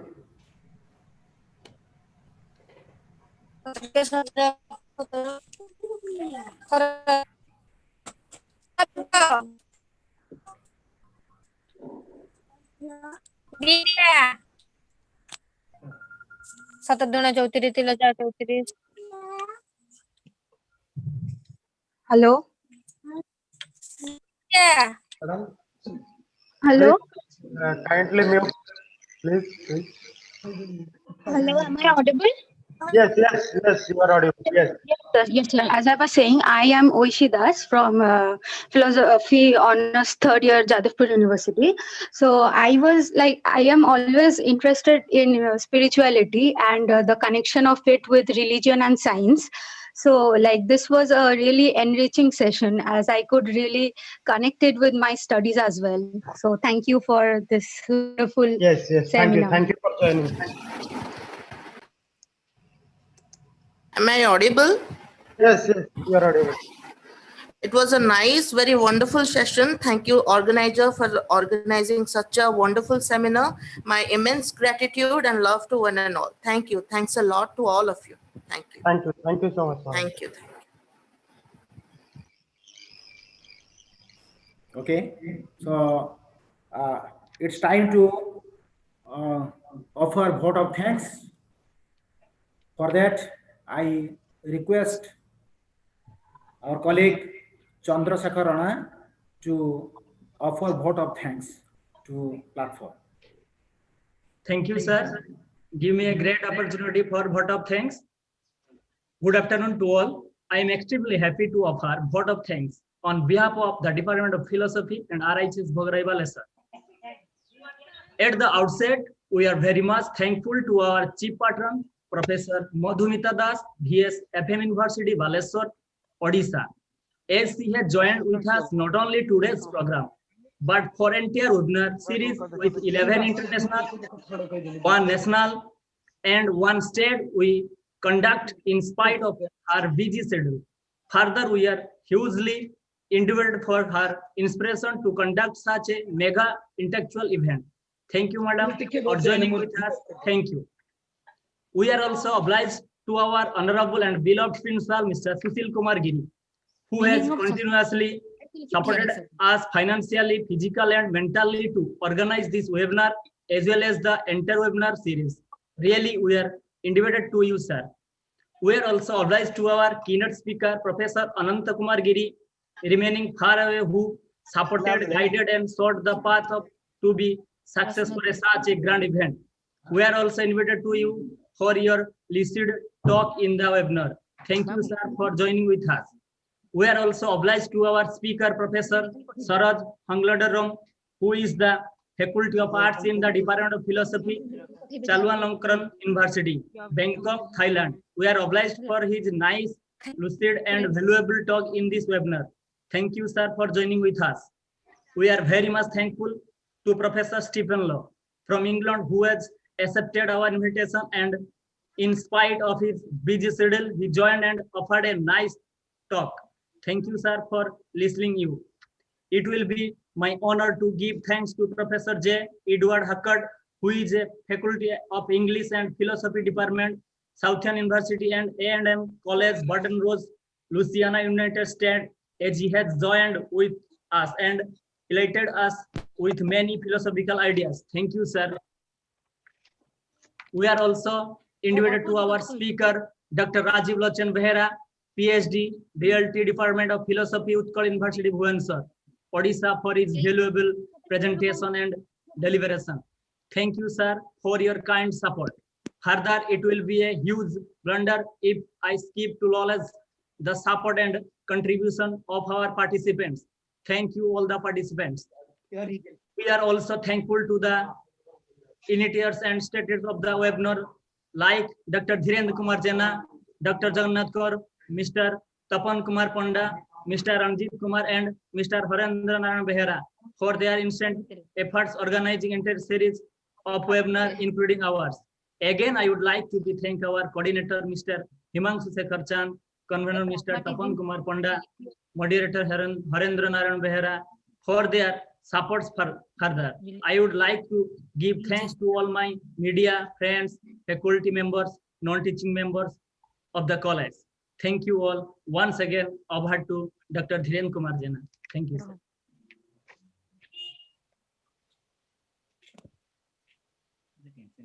Thank you very much, Chandrasekhar Rana sir. Thank you for your word of thanks. Now, it's time to end our session. And for your information, I have to give some message to you that we have already uploaded the feedback link, and you have to click the feedback link to get certificate. And for your information, our certificates are being generated automatically. So it's a limit. So for today, it will be 100. And if any participants don't get certificate, then he or she must wait till tomorrow the same time. So there is no question of worriness. So please cooperate. Definitely you will get certificates. So thank you very much for your nice participations, and you are our wealth. So we have not received the feedback link. So you are our wealth. Definitely, if there is any issue, then you please kindly contact on our group, that is WhatsApp group. Excuse me, sir. Can you please provide the feedback link? It is not here. So the session ends. Please send again feedback link. Yes, in the Zoom platform. Yes. Hello, this is Vishwaraj. Yes. Whether you share the link in the mail or WhatsApp group. again I am asking that one. Now you can change in the Zoom chat box and YouTube chat box. Thank you. You please see. Those who Okay? attended the webinar, they should give the privilege to fill up the feedback link. Not everyone. Admin, No, please take it's care of that. It's uploaded. Okay. So now the webinar for today is closed here. Sir, it is not uploaded here. We don't find in the chat box. We don't find in the chat box. Yes, we don't We get have, the madam, feedback link. we have frequently uploading. Please follow. No, sir, not even one. So why you are not loading Zoom platform or YouTube? Zoom already. Zoom, I have uploaded Zoom. Sir, it's not in Zoom. It's not in Zoom. No, sir. There is no such feedback link here. I'm searching for last 12 minutes. I'm not getting the feedback. So why you are not again post in chat box? It is not there, sir. I've been. Hello, am I audible?